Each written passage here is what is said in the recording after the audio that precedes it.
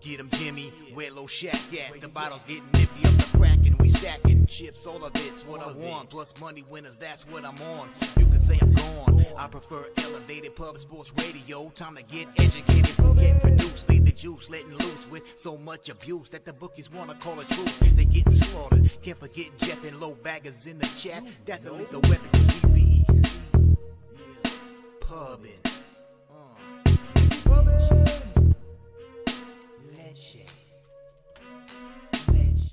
What up, cappers, gamblers, punters, hustlers, low baggers? Happy Wednesday, March 6th to all of you.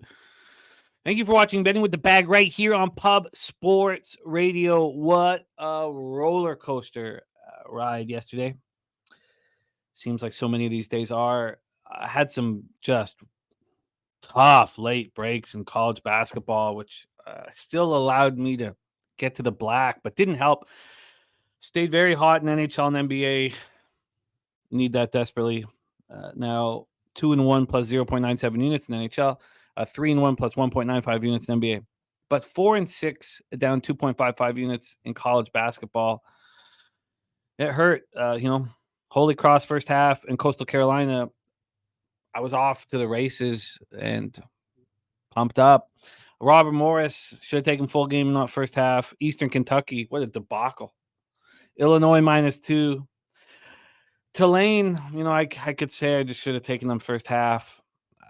It was a mistake going up against the smooth balls play today and Billy Friedrich. It was a mistake. North Florida in control all game long. I get the push in overtime. North Alabama cashed for me. Old Dominion in control all game long. And I lose in overtime. Don't cover the +4 in overtime. Missouri first half cash. That was nice. And then Oklahoma State was a late addition. I went over Pete's additions, and I decided to join him on Oklahoma State, and that did not work out well for me. So disappointing college. I mean, it was set up for a really nice night, and didn't get there. But any day in the black is a good day. Just take the W and move forward. Great to see all you guys. I'm full of hope, man. I'm full of hope. We've been seeing the board nicely. I don't want to go into the exact numbers of the run in NHL and NBA. I just wanted to keep going. So let's just move forward. Shout out to all the cappers in the chat. We got Orange Juice Octopus in the house.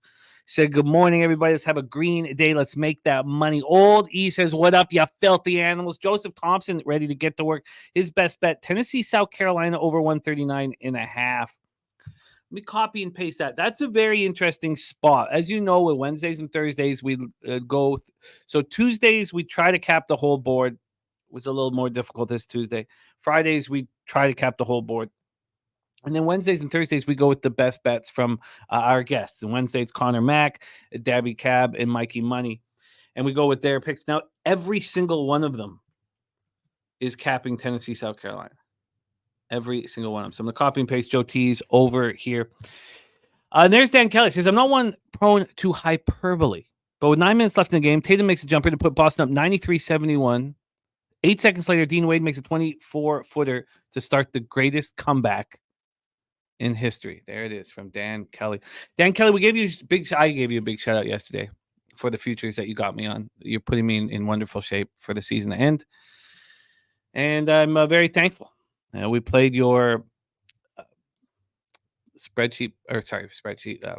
database play of the day and video, and just sitting here thankful for the Bucks plus 275 at the All-Star break. Thankful for the Magic plus 1,000 to win the Southeast, which was the easiest hedge in gambling.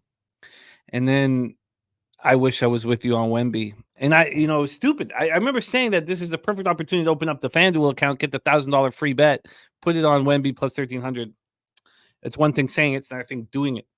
Shout out to Dan Kelly in the house. Razor Sharp picks in the house. Another Gambler's First Glance winner. He is running hot. Oldie had that bounce back he was looking for. 5-1 on the hardwood, 1-0 on the ice. Says, damn, that feels good. Respect. Joey Harb ready to go. And Justin McKelvey, Michigan State -9 is the Stacks play of the day.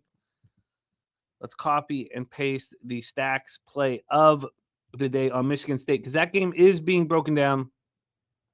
You can just go right to our description page. I put everybody's games there.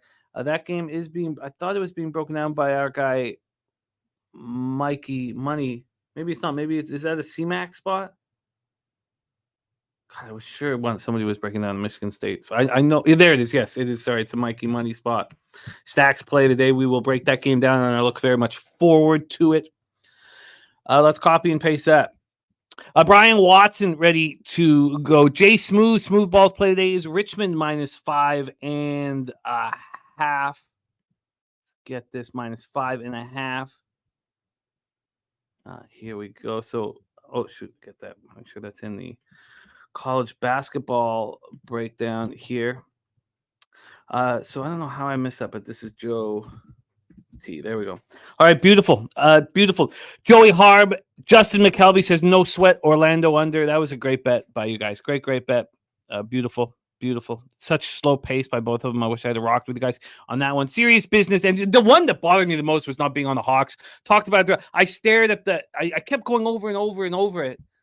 And this is a problem that I have. I was actually going to bet the +3 and I'd been looking at it all day, and it moved to 1.5, and I got upset. And that's a problem I get. Like I'm like, oh well, I missed it, and stupid, left money on the table. Rocco Rogers in the house. Andrew G, 547. I love it. Says get in where you fit in. Slatsy here in business. Great to see you, Slatsy. Sorry, I'm going way too slow. That says Avs 9-1 last 10 versus the Wings. 5-0 last 5 in Colorado. Scoring at least 4 goals in all 5. Avs team total over 3.5. No Larkin for the Wings. Yes, that's my only game that I'm all over at this point. I'm all over that game. Wine Time Sports in the house off another good night in NBA. Man, he's cashing. Rocco Rogers says gave out Avs -1, -122 in the chat yesterday. Nice job, because I got the -131 this morning on them. It took me a little while to get there. I really dislike betting teams after beating up on a bad hockey team. And that's what, they just 2 of their last 3 games, they've beaten the Blackhawks 5-0. The one loss was the Predators 5-1 sandwiched in between. That made me a little uncomfortable, but I got on it. All right, great to see all of you guys. Swiggy in the house, ready to go. Michael Johnson ready to eat, and got that draw. I talked about it. I talked about it on the show last night, and maybe that should be my first draw of the year. I talked about it, but I cashed the under very comfortably, and that's really all I needed. Mike Wilkerson on Iowa State, Davidson money line parlay. I did North Ender, my man, and I know that you got my back, man. It means so much to me because I was struggling there for a minute, but I got lots of work to do to get back in the black in both of those, but I can do it. Thank you, JPC. I love seeing you go 3-1 yesterday. BT in the house. David Redling ready to get to work. Nasty Nate says 14 more days till we're at Pubapalooza. And also, in regards to all of that, our friend Jose Bouquet will not be here today. So it's going to be a little touch and go with the graphics. I'll do the best that I can. Sammy Comer, Real Deal Prime. Love it. Swiggy Bet says Jimmy's morning speeches are the closest thing we'll have to therapy. I'm not sure. I don't even. I do no preparation. They're all just from the heart. And this, I don't think I don't like the term speech also, but whatever it is, it is. Ken Mizrahi ready to get to work. Brent Cook, I love it. BT says TSU almost gave him a heart attack. Says I sees why the books want to show a concern staying off those spots moving forward. I think that's important. And Kong's Clips GoFundMe. I'm sorry I haven't tweeted that out yet either. Kong's Clips. If you could send that to me. Oh no, you're not on Twitter. Okay, I'll get it from Jose. Forgot you weren't on Twitter. Slatsy, Sabres team total over 2.5. Sabres 4-1 last 5 in Toronto. That's a tricky game. I came so close to betting the Sabres, but I will go over a couple angles why I've decided not to at this point. All right. Great group. Al Cervic ready to get to work. I love it. Great to see you. Al Cervic says, bet you're getting excited for Pubapalooza. I am. Very, very much so. Very, very much so. Nut Flush Allen in the house. Gerald Jones, Sharon Pulliam, Nate Dogg 420. What a great group. Londo in the house. And Slatsy says, "What's your lean for MVP?" I think we need to see what happens the last 20 games of the year because they're all very close.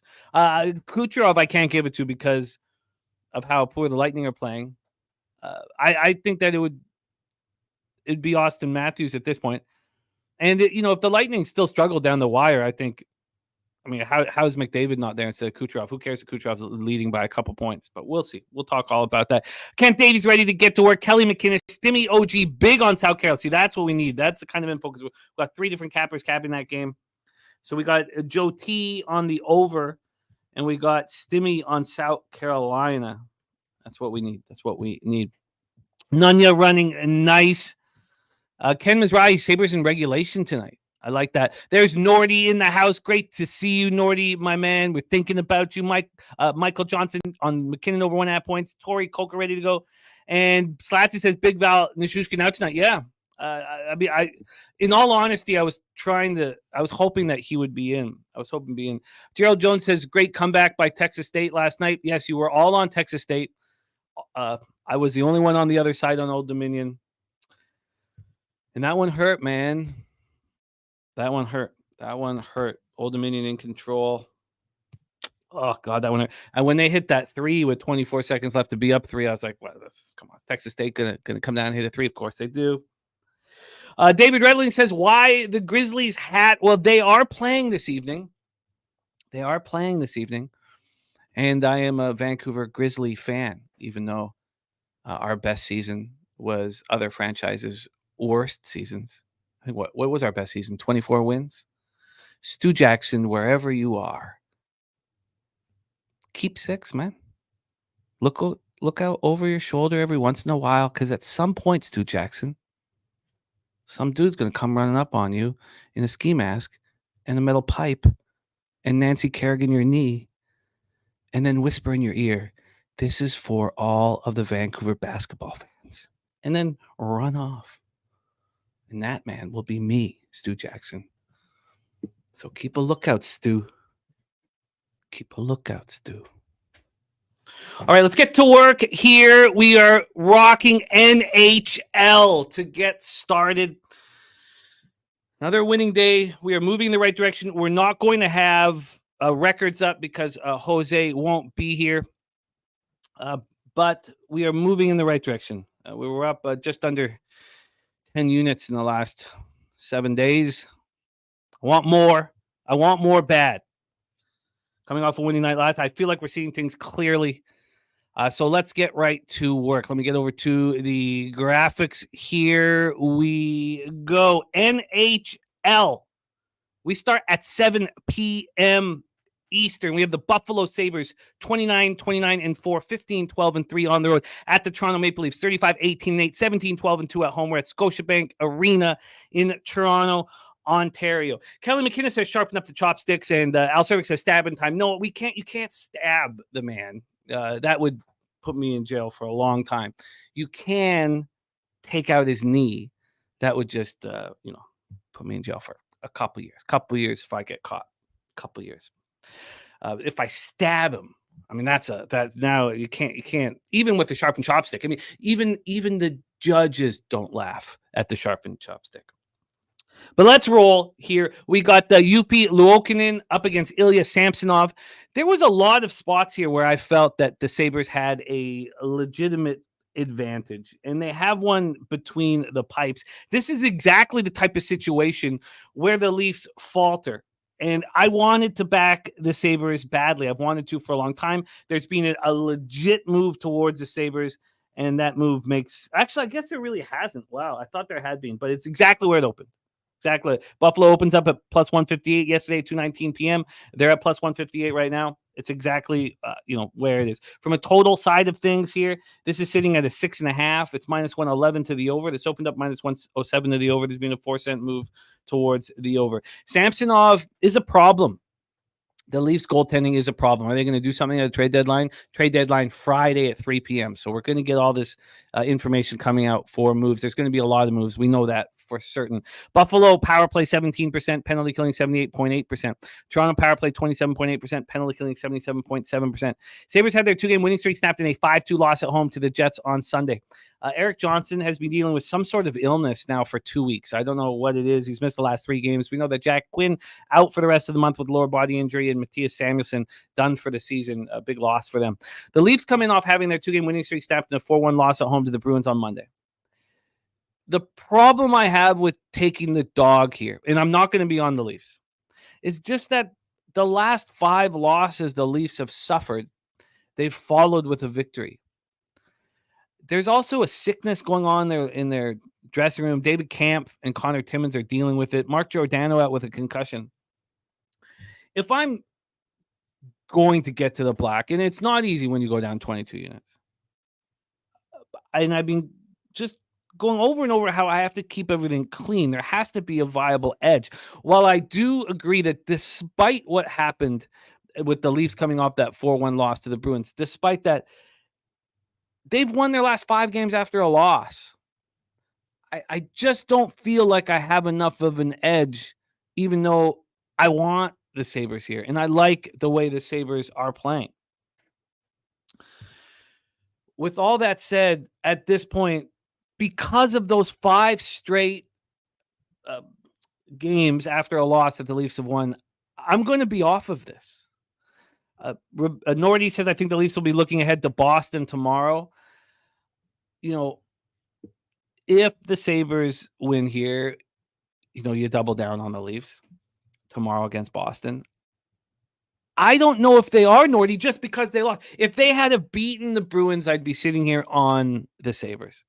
Let's bring on your first guest of today's show. He'll be with us for these 3 games in NHL. He'll also be with us on this big college basketball card, and we'll see if he has a move here. Brent Cook, Sabres plus 1.5. And Swiggy says, if Buffalo struggle with the Jets, how do they skate with Toronto? It's not their speed that concerns me that much. You know, if with Peterka and other players stepping up, what if Tage Thompson had 47 goals this year? I mean, they'd be sitting comfortably in the playoffs right now. But I hear what you were saying. Richie Rich on Toronto, team total over 2.5 goals, says they get to 4 goals. There's Bo Jackson in the house. Let's welcome our first guest of today's show, coming to us from Las Vegas, Nevada. Ready to get that cash in both NHL and college basketball. Please welcome a Mac Daddy in the house. C-Mac, what's good, man? How are you? Bang! What's up, Jimmy? I'm good. How are you, my man? I'm good. I am hopeful. Things are moving in the right direction. Michael Johnson says you don't like the over, Jim. In Buffalo Sabres games now, I want unders. I want unders with the way they're playing. So it's not that I have a bias of these 2 teams playing the overs. Rocco Rogers kind of like OT. I get that. Billy Friedrich's already bet the over in this one. Take it away for us here, C-Mac. Buffalo Sabres at Toronto Maple Leafs. Well, let's get to the total. And as much as Sabres unders were money, I have to be on this over. I think we get goals. I think the Sabres come up to play in a huge game for them. I want to be on them as well here with this plus money. Tell me real quick what you've seen that they've just struggled with them. You know, I know they've lost already a couple times this year, this Leafs team.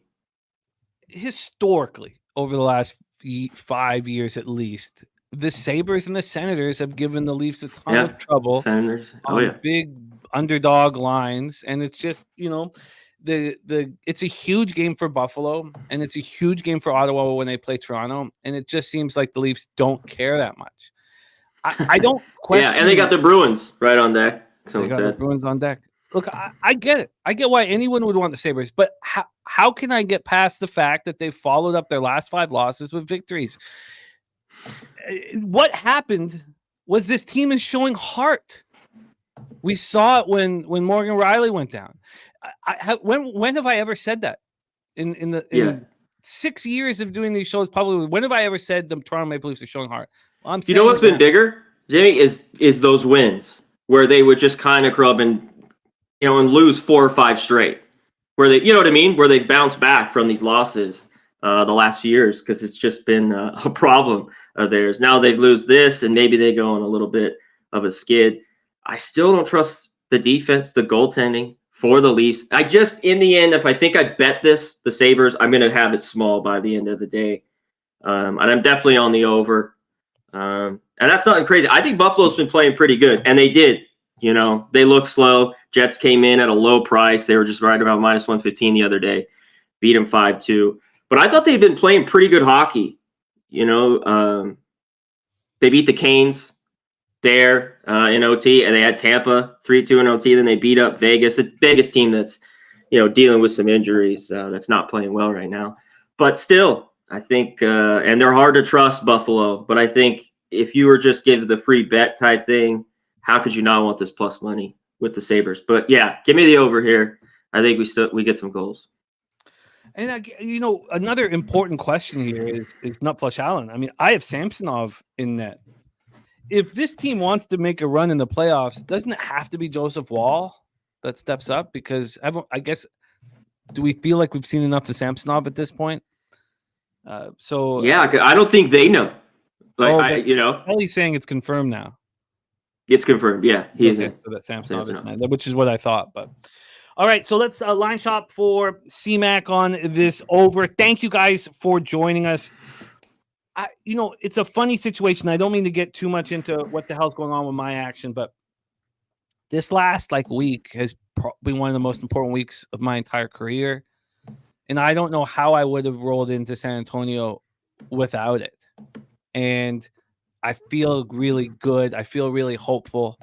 And this is the life we chose.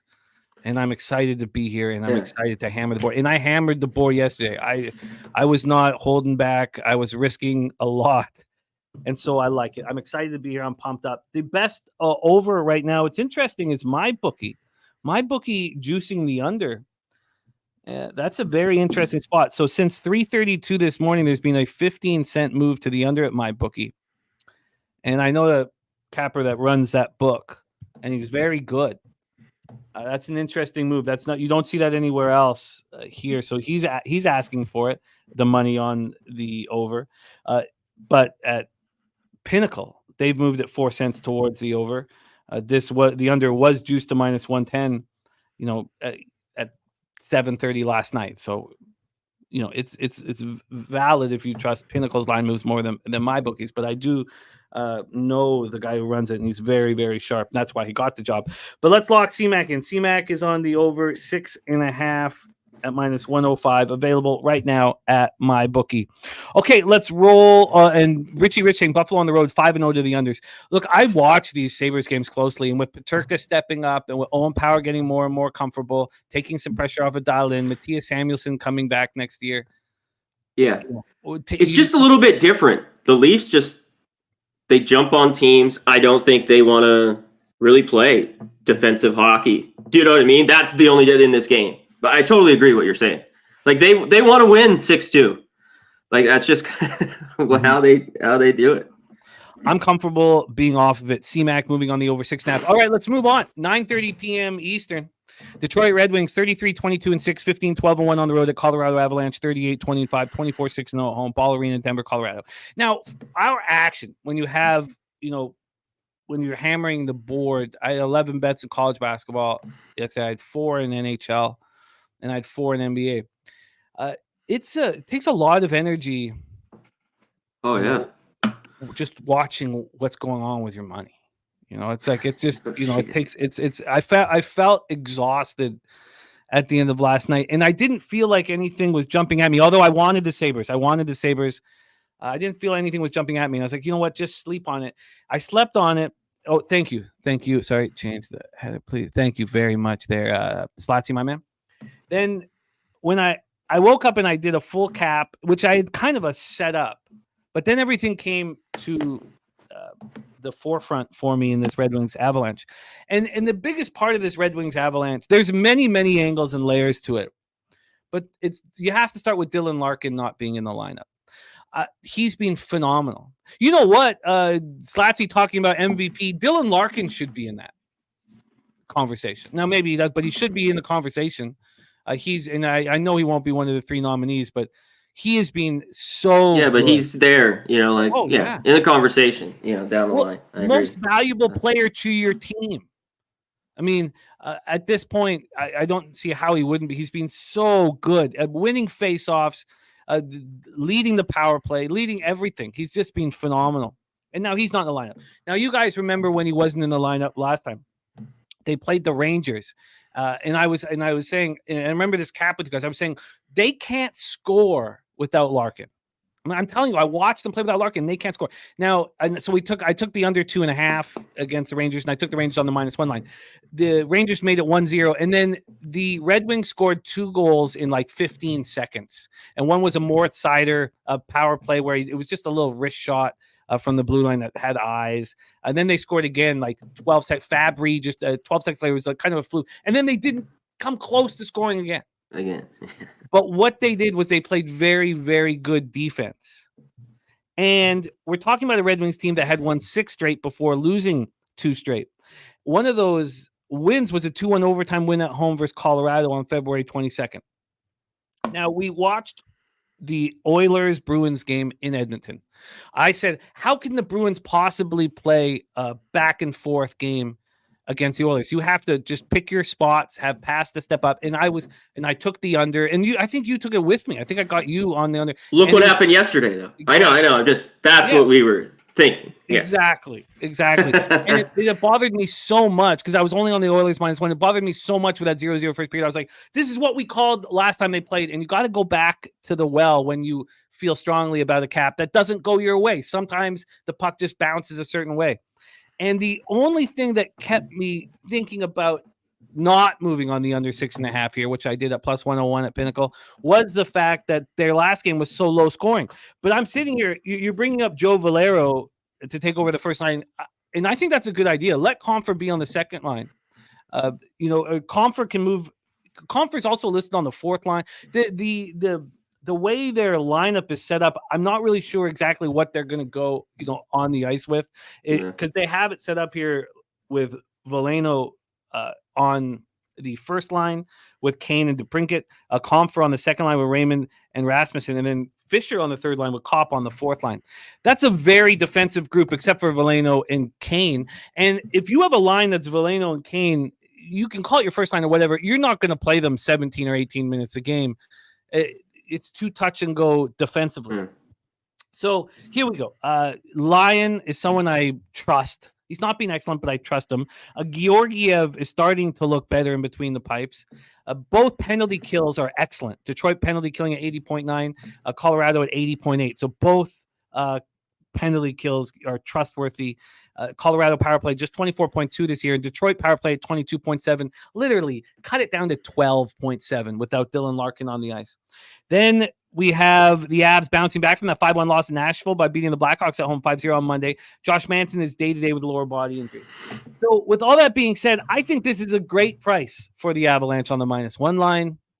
It's a great price. I'm very fine. I'm very comfortable with it. I do not think I'm paying too much for it. So first off, this total is at 6.5. There's been a 1 cent move to the. There hasn't really moved. The over 6.5's gone from -115 to -114. The under 6.5's gone from +100 to +101. So it basically hasn't moved.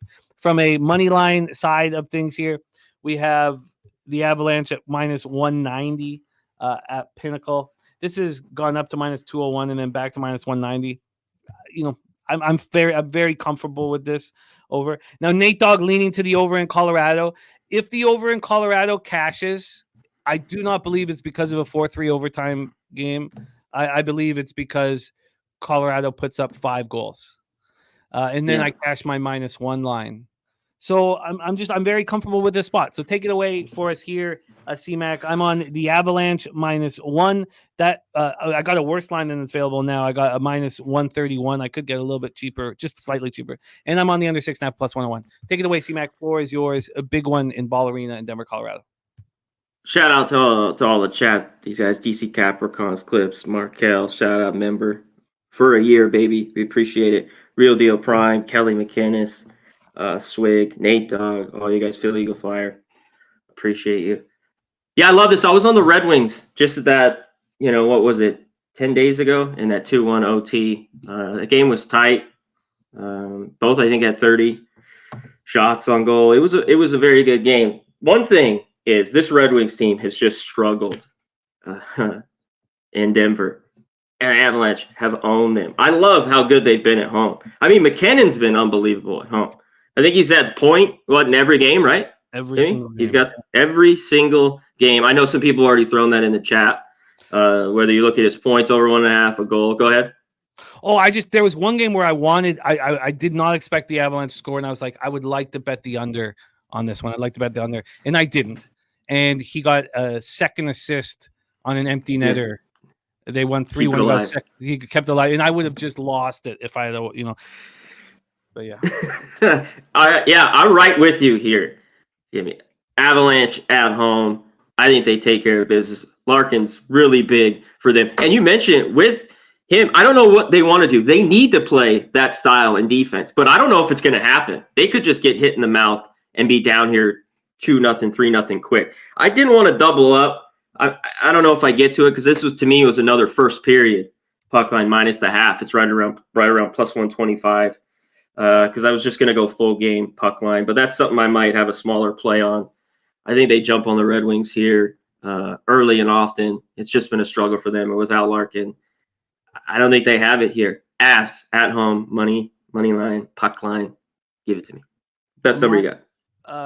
Are we doing the minus 1.5 or the -1? Minus 1.5. Minus 1.5. Okay, sweet. Okay, let's do that because you get at least a plus 127 here.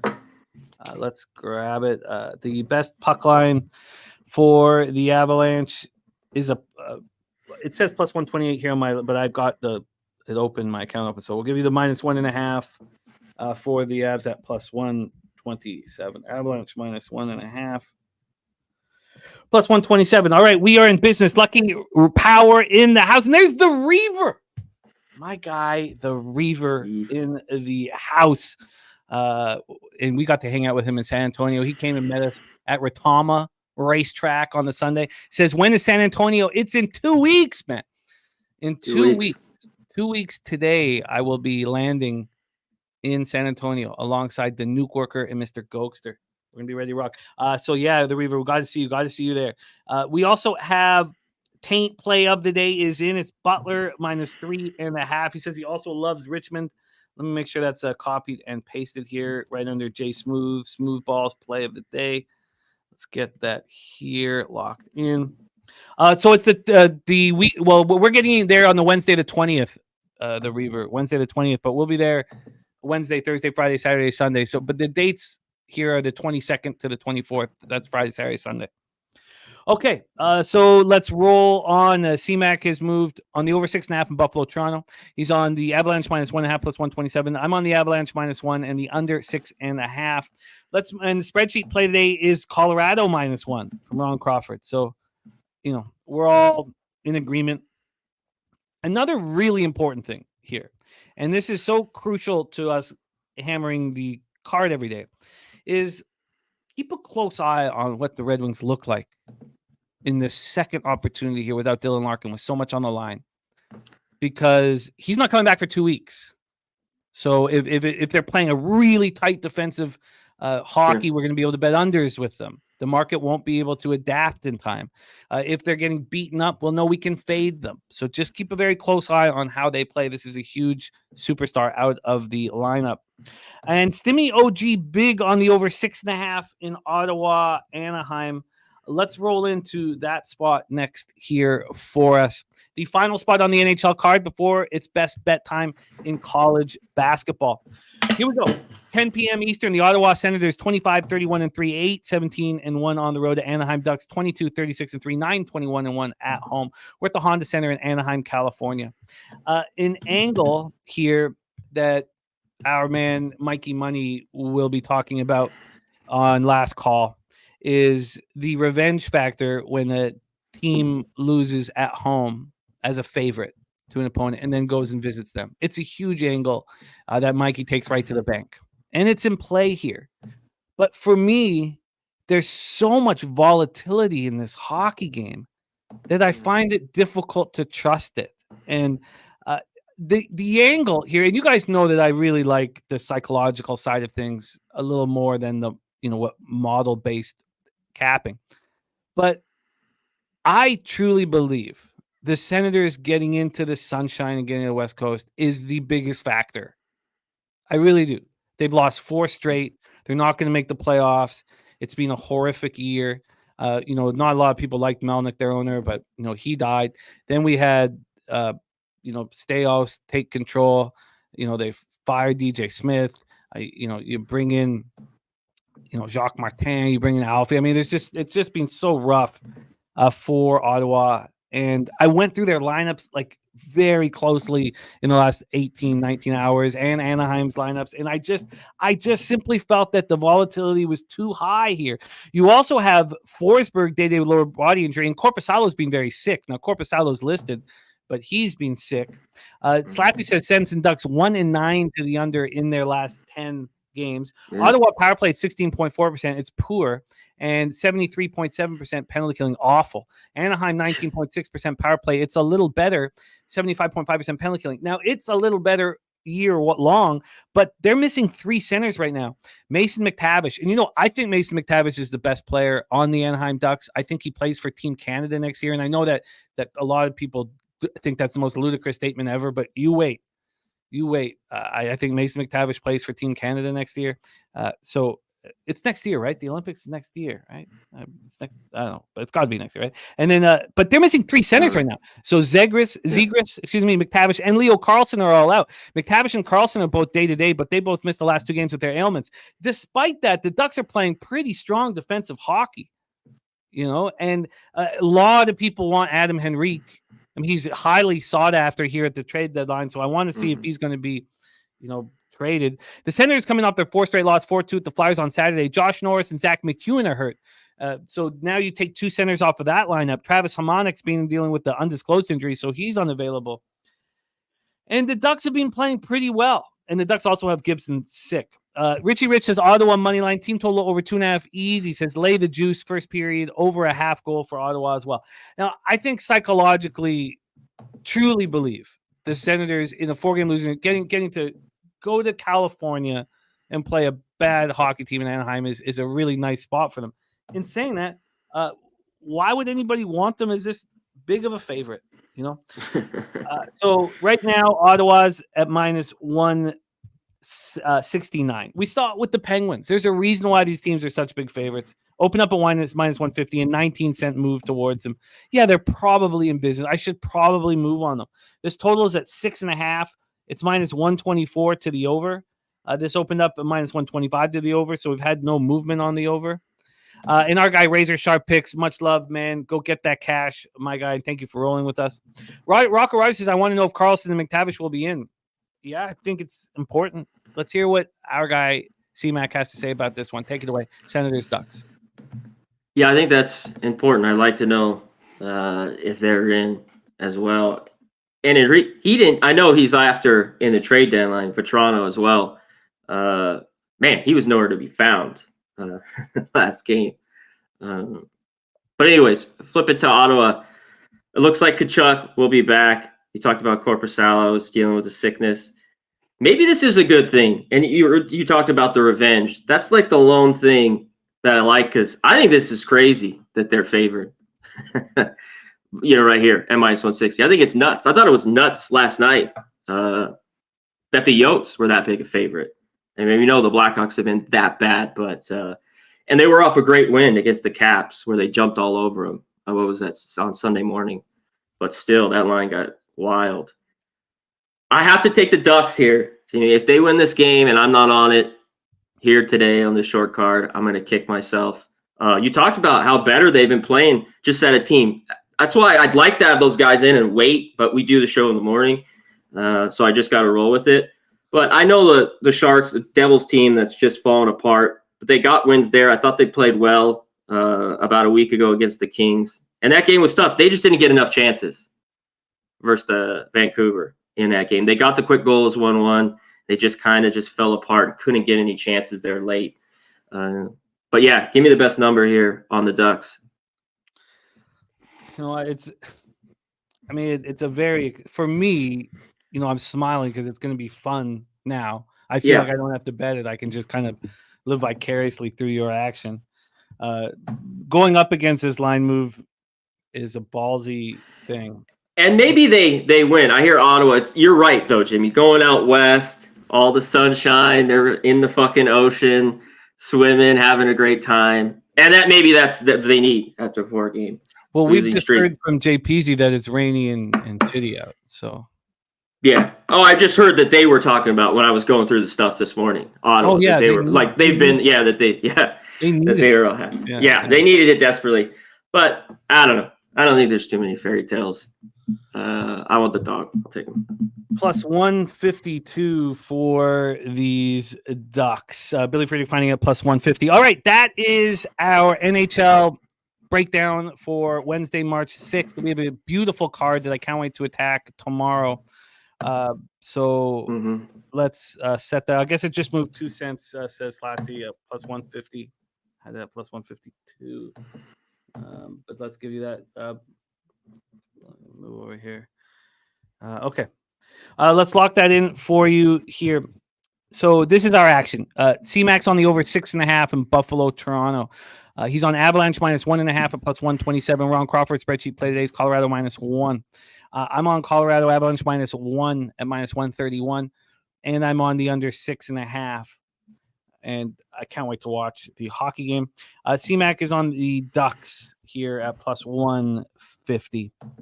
And the Pig Milk play of the day here going up against Pig Milk yesterday was not a good for me. Even though, God, I thought I was Tulane. I just thought was in business until about 7 minutes left in a basketball game. All right, that's copied and pasted. Pig Milk running hot. You got to throw your Pig Milk record in there, Billy. Got to, man. Yeah, Kelly McKinnon. So Winter Olympics in Italy. It's going to finally we get some best on best. It's best American team that they've ever had. And the Canadian team obviously going to be no joke. The problem is there'll be no Russian team. It's too bad. They're a very good hockey team, but I don't want to get in any of those politics.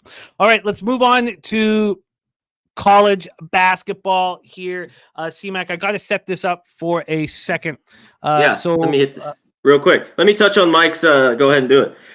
You know, one thing like we just talked about, the Canucks that were there, they were this number just a little bit higher. That's a team I'm sure people felt more confident laying 190 versus a Ducks team than this. And I love the revenge. I think I use it as well. I just can't take it here today. I just think the Sens team's bad defensively. Not that the Ducks are great. So I'm not trying to preach the Ducks here, but I'll take them at home as the dog. Yeah, I'll hit on yesterday. It was good for me. North Alabama was good. Florida, I had. Middle Tennessee, I thought it was the best bet on the board. Liberty, one of the worst basketball teams on the road I have seen all year long, and they lose outright again. A tough loss, Oklahoma, that under, OT, unders go to die. That was pretty rough for me. Oh, God. Yeah, the overtime was just such a so uncomfortable last night and didn't work out well for me at all. All right, we are setting up our college basketball slate here. We have best bets with C-Mac here. So let me just get the Action Network up here. And let's get to work, C-Mac, my man. Okay. We are running okay in college basketball. I thought that my card was nice yesterday. And I did. Last week I got rid. College basketball has been pretty good, but last Wednesday was not good. And when you go back and look at your bets, there's some where you're like, but man, I like the bets. So it's like when it all goes haywire sometimes. We're just used to this, especially when you do this daily. Oh wow! And Fanatical Jim says Russians were provisionally included. I hope that they can. I don't even want to get into it just because it's too political. But for hockey fans, we want to see the best hockey that we can. But obviously, there's other things involved here. All right, we're getting into college basketball here. We have our guy C-Mac ready to attack the board. We start with the Northeast Conference Tournament quarterfinal. Now, we will not have individual games for college basketball. We will get the games and the headings underneath for the NBA once we're back in the NBA. St. Francis Red Flash opening up the Northeast Conference Tournament quarterfinal. The St. Francis Pennsylvania Red Flash, who started the year strong, fell apart late. Going up against the Central Connecticut Blue Devils. The Red Flash 8-21, 3-13 in conference. Central Connecticut Blue Devils 19-10, 13-3 in conference. And we're in New Britain, Connecticut for this one. St. Francis in the throes of this real ugly losing streak. They've lost 5 straight. They've lost 8 of 9. They went to Central Connecticut and looked very good. So they lost at home to Central Connecticut 75-61. Then they almost won at Central Connecticut. Now, you'll remember on yesterday's show when Pete and I agreed instantly that Holy Cross was the look. It was because they'd lost twice, and now we're going to Army with no pressure. This is a little different because Central Connecticut almost lost to St. Francis. They win 63-62. They play poorly. They turn the ball over too much. They were 13.5-point favorites. The fact that they got the scare makes it quite different than the Holy Cross spot. There's Smoking Tree in the house. Great to see you, Smoking Tree. So let's get rolling and set this one up from a spread scenario and a cash scenario.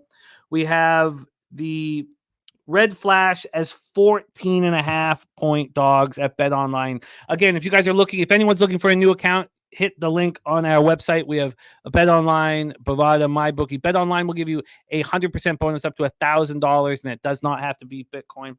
There's been a 0.5-point move to Central Connecticut here.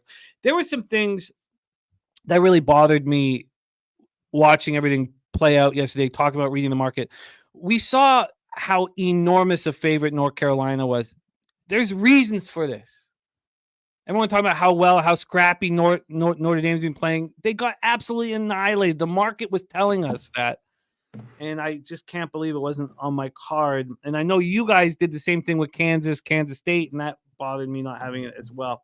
So here we have a big, big spread despite that close game they just played. Central Connecticut, a 0.5-point move towards them. Then from a total side of things here, get over here, we are dealing with coming up right now. We are dealing with a 135.5. This opened up at 135, went up to 136, and has come back to 135. Then cash-wise, let's pull the cash flow numbers up here and see what we are dealing with. Move over here. Central Connecticut, we have, come on, show me that. Again, here we go. 50-50 with the tickets, but 76% of the cash on St. Francis. So we have, 3/4 of the money on St. Francis, but the line has moved a 0.5-point towards Central Connecticut. Then 50-50 on the tickets on the total with 71% cash on the under. Take it away, C-Mac, your first spot on the board. Best bets with Conor Mac, Northeast Conference Tournament quarterfinal. Yeah, I kept going back to this goddamn game. Just kept, there's so many of these last night that I just couldn't pull the trigger that are just close for me. One thing you just hit on there, Jimmy, was, that team was called UNC, North Carolina, and Kansas. I think you feel comfortable, at least with those schools, a little bit more laying the number. I don't know a ton of people that want to lay 15 with Central Connecticut, even though I think they're the best team in this conference. And they're better defensively, and that's just a fact, than St. Francis. They've fallen apart, especially towards the end of the year. They rank 89th overall. St. Francis is around 280. Both these teams, though, are pretty equal. Central Connecticut a little bit better from the field offensively.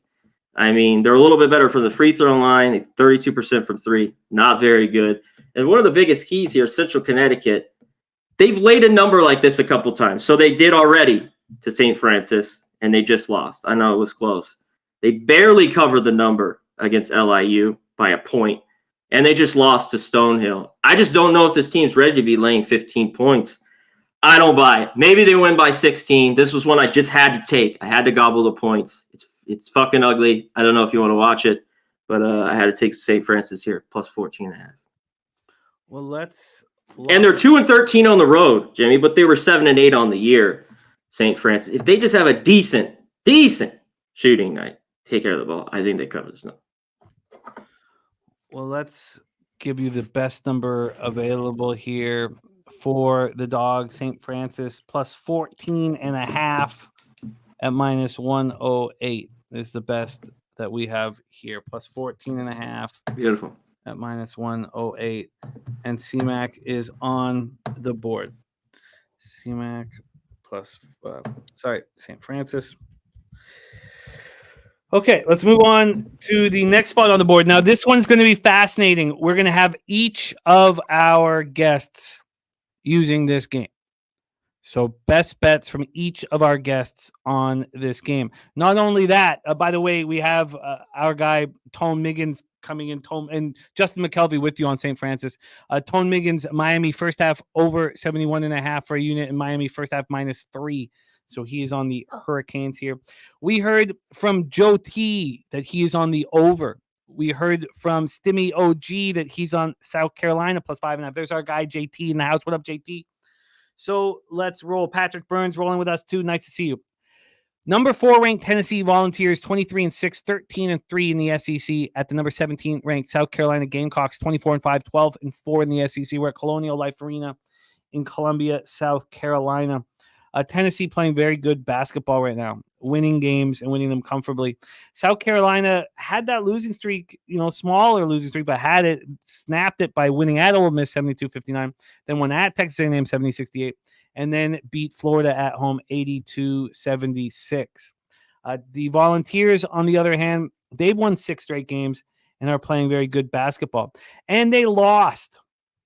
They lost to South Carolina. I mean, that's a big part in the cap for us always. South Carolina came into Tennessee, beat them 63-59. Tennessee shot 36.2 from the field. They shot 23.8% from 3, and they were 13.5-point favorites, and they lost. And it was an embarrassing loss, an ugly one, and South Carolina delivered it. So let's get into the line history here and the total and the cash flow. From a line history standpoint, we are dealing with Tennessee as 5.5-point favorites, -5.5. This opened up. Come on. There we go. This opened up at 4, a 1.5-point move towards the Volunteers. Then total wise, we are dealing with a 140. It's juiced to the under. This opened up at 140.5. And then cash flow wise, we are dealing with 85% of the tickets and 90% of the cash on Tennessee. It's a public spot, but you have to say that at least the market is moving in their direction if you are on them. There's no information on the total. I don't know why. There's 6,521 tickets in. Take it away, C-Mac. Volunteers, Gamecocks at Colonial Life. Yeah, let me hit the total real quick. I think this game could get over. I think you said Joe T was on the total here. I just think we get more points and better shooting. These teams were awful, kind of, especially Tennessee, from the field. They just weren't very good. And from 3, they weren't great. South Carolina did make their free throws. They were 15-18, which was key. I think if you like Tennessee, you think they come out red hot right away. I don't think you want to go full game here. And basically saying they got to win by 6 or 7, which is possible. And they've been pretty good on the road. They've had some losses that haven't been great too here for Tennessee. This is always the time I like to fade Tennessee. And look, they just got it done on Saturday, beat up on Bama. I think Bama's a little bit of a fraud, rely on the 3. We just saw them get beat up last night by Florida on the road. And this Tennessee team's excellent. Connect, Ziegler, all these guys, James, are excellent. But this South Carolina team, I think, keeps getting disrespected in full game. I got to take it. I think they've been good at home. We saw it on Saturday. They fell behind versus Florida. Me and Cab jumped on them at halftime. Maybe you want to do that. But getting 6 here, I got to take it. And this Skeet Johnson's got to be big. He's got to get to the free throw line. Murray Boyles is really good. And Cooper, he's a guy that usually hits. He takes 8 or 9 threes. He's got to hit 3 or 4. One of their better three-point shooters. The shot's got to drop, but I think they can here at home. And even if they lose, I got to take the 5.5 here. 5.5 at -105, which does beg the question, what is the 6? So let me just take a quick look and see what it is here. The 6, come on, here we go. The 6 is the -114. Do you want the +5.5 at -105 or the +6 at -114? 5.5. CMAC is on South Carolina plus 5.5 at minus 105. All right, we roll on. Head over to the Big South Championship. The first round, we have the Radford Highlanders 15-16, 5-11 in the Big South. At South Carolina, upstate Spartans 10-19, 5-11 as well in the Big South. We're in High Point, North Carolina for this. This is another spot where we get to see two cappers on this. So Mikey Money will be talking about this game as well. I have no problem when the cappers double up because they either are both on the same side, which gives us extra confidence, or we get a total in a side or different views. So it's always good. Rod Zawacki, though, he is on Tennessee first half, and he's taking the alternate line to get plus one. I get it. I mean, I think if that's where you want Tennessee, I think you get them early. Why fuck around the whole game?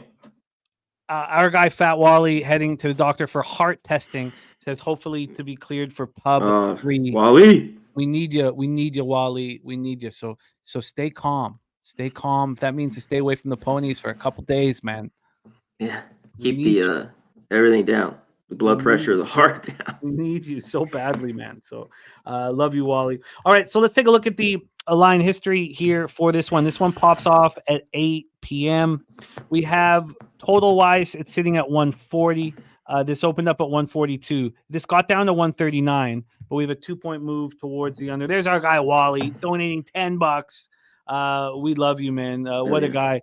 That's his 20th. Dono. Wow. What a guy, Wally. Thank you so much for having our back. Tori Coker saying that you are in his prayers. We want to hang with you. So we'll be thinking about you, and I'll be in touch, my man. So we have a move towards the under. From a spread perspective here, we have Radford as 5-point favorites.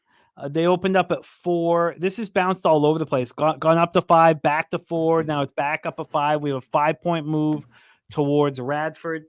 And then from a cash flow standpoint, you have 70% of tickets and 76% of cash on Radford. We have no help with the total. So we've had this 1-point move towards Radford. We have 76% of cash on Radford. Take it away, C-Mac. What's your plan? Shout out to Wally with the dono. Oh, wow. My man. We have a breaking news. Sorry, as and this will affect these games. That's something we need to talk about for Wednesday, Thursday, Friday. But Tarasenko has been traded to the Florida Panthers. Tarasenko on his way to the Panthers, which is going to change the line in Ottawa. I mean, this is huge news. The Panthers add Tarasenko. It's going to be fun to see him over there. Okay, sorry. Take it away, C-Mac.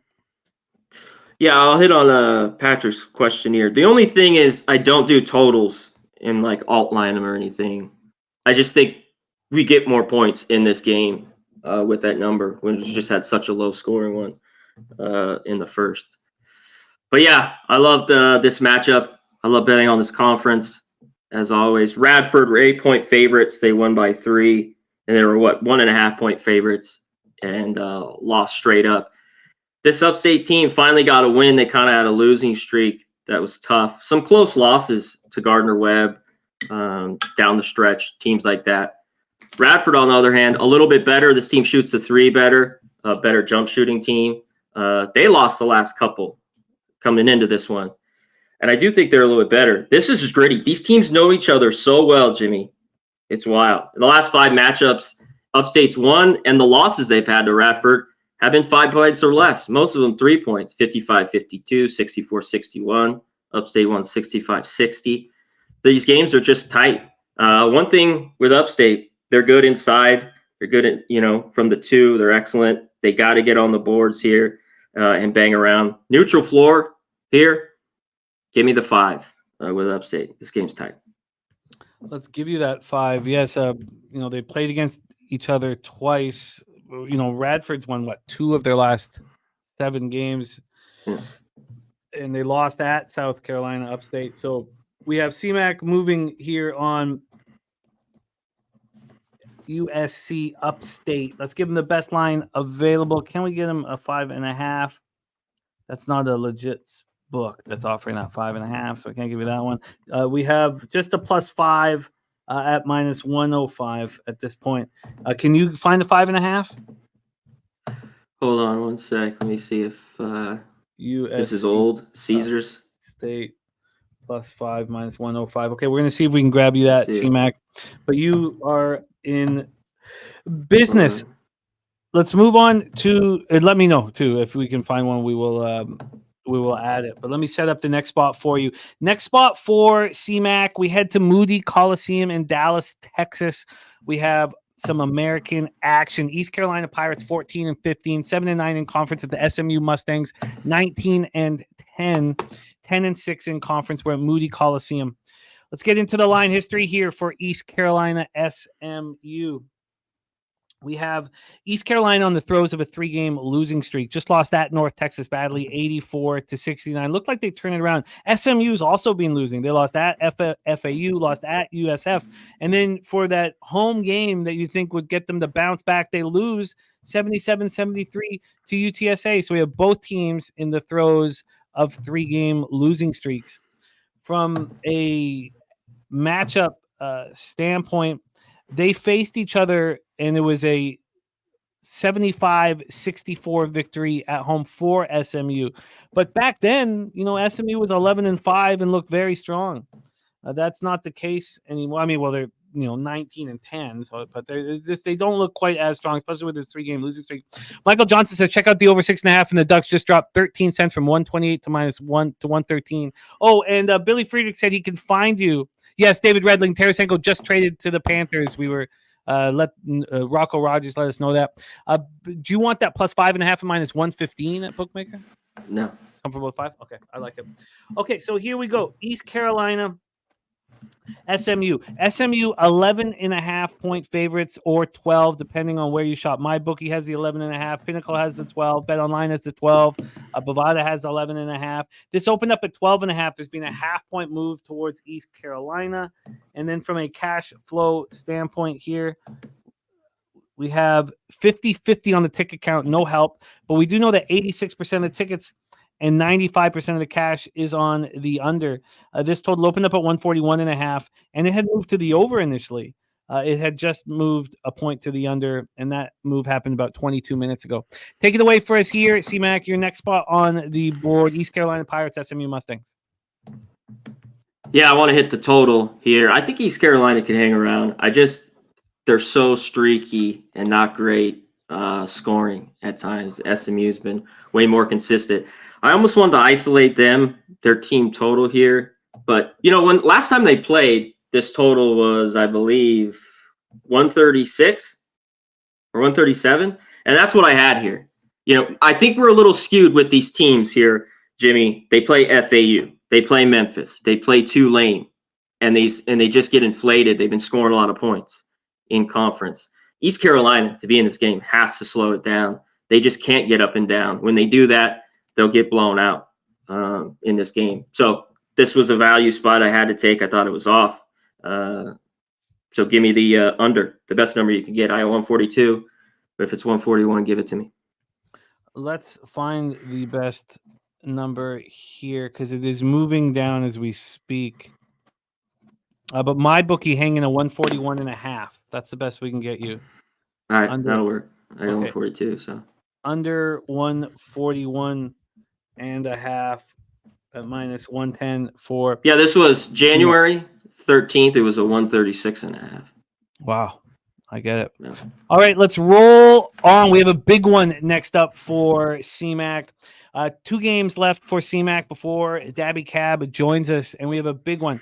And not only is this a huge basketball game, but it is in another spot. And I didn't realize this. I don't know why I didn't mention it earlier because I talked about the Tennessee game being touched on by all 3 of our cappers. This giant basketball game is also going to be touched on by all 3 of our cappers. Let's roll 8:30 p.m. Eastern. We have the number 2 ranked UConn Huskies, 26-3, 16-2 in conference at the number 8 ranked Marquette Golden Eagles, 22-7, 13-5 in conference. We're at Pfizer Forum, Milwaukee, Wisconsin. We remember what happened when these 2 teams met. At UConn, Marquette got absolutely destroyed. 81-53. It was a debacle of just a debacle. Marquette shot 21.7% from three. They got out-rebounded 45-27. They were only 7.5-point dogs. They were down 16 at the break. They looked horrible. Is there going to be an answer here from this team that we did think had a lot of character coming into the season? Now, they had their 3-game winning streak snapped. So after losing at UConn, they went on a roll. They were all 3 games at home. They beat DePaul, Xavier, and Providence, all by at least 20 points. And then they lose at Creighton 89-75. So is this the spot where Marquette can show that they are a legit basketball team to be feared in the tournament? Marquette right now is sitting at +5 at -105. This opened up right at that number. So we've had no movement whatsoever. From a total standpoint, we are dealing with a 151.5. This opened up at 151. We've gone up a half point. And then cash-wise here, we have 68% of tickets and 77% of cash on UConn. 70% of tickets, 78% of cash on the under. How do we not back Marquette here? And if we can't trust them over 40 minutes, can we trust them over the opening 20? Take it away, C-Mac. UConn, Marquette. Yeah, this is just, I need to just make sure. I want the big guy in. Iguodaro, I need him because obviously the guard's still out here, their point guard, and he's going to be out here probably till the tournament here, Kolek. So he's dealing with an illness. He's got to be in an inside. If they don't have him, Marquette's a little bit in trouble. But you talked about it. Off the loss, this is the perfect setup. UConn been good on the road, but had some losses. They've had 3 straight road losses as they're undefeated at home. Marquette off the horrible loss at Creighton. What was that on Saturday? I just have to wait on it. I like this under as well. This is an under that's had my attention right away. I thought this was a few points too high. So this one was a wait and see for me, which I wrote there. And I'll have action on it, I think. It's just a stay out for me right now. And it's just you need the big man in. I want him in. I'd like that. Just a little, But they'll be pumped. Place will be rocking. I just rather have him in, yeah. To deal with that size of UConn. Is it a complete stay off if he's not? I don't know. This is college. We talked about the players being out, but they're already out with their best player, probably, their guard right now. And this is their guy inside that they need. When you're facing a team like UConn, you like to have him. So, I don't know. Okay, well, we're going to hear each and every capper speak on this game. So that was a nice little setup here. Let's talk about the final spot on the board for Conor Mac. It is the number 20 ranked BYU Cougars, 21-8, 9-7 in the Big 12. At the number 6 ranked Iowa State Cyclones, 23-6, 12-4 in the Big 12. We are in Ames, Iowa for this one. BYU's looked very good the last couple of games. They went into Kansas and beat them 76-68, then beat up on TCU at home 87-75. Iowa State bounced back from that tough loss at Houston. I mean, there's no, the Houston, a very, very good basketball game. They beat West Virginia by 7 at home, beat Oklahoma by 13 at home, and held Oklahoma to 45 points, and then went and beat UCF 60-52, held them to just 52 points. So here we go, BYU, Iowa State. These teams met, and it was an 87-72 victory for BYU. Is this the perfect spot for Iowa State to then answer back with a big victory? BYU won by 15. Iowa State shot just 28.6% from 3.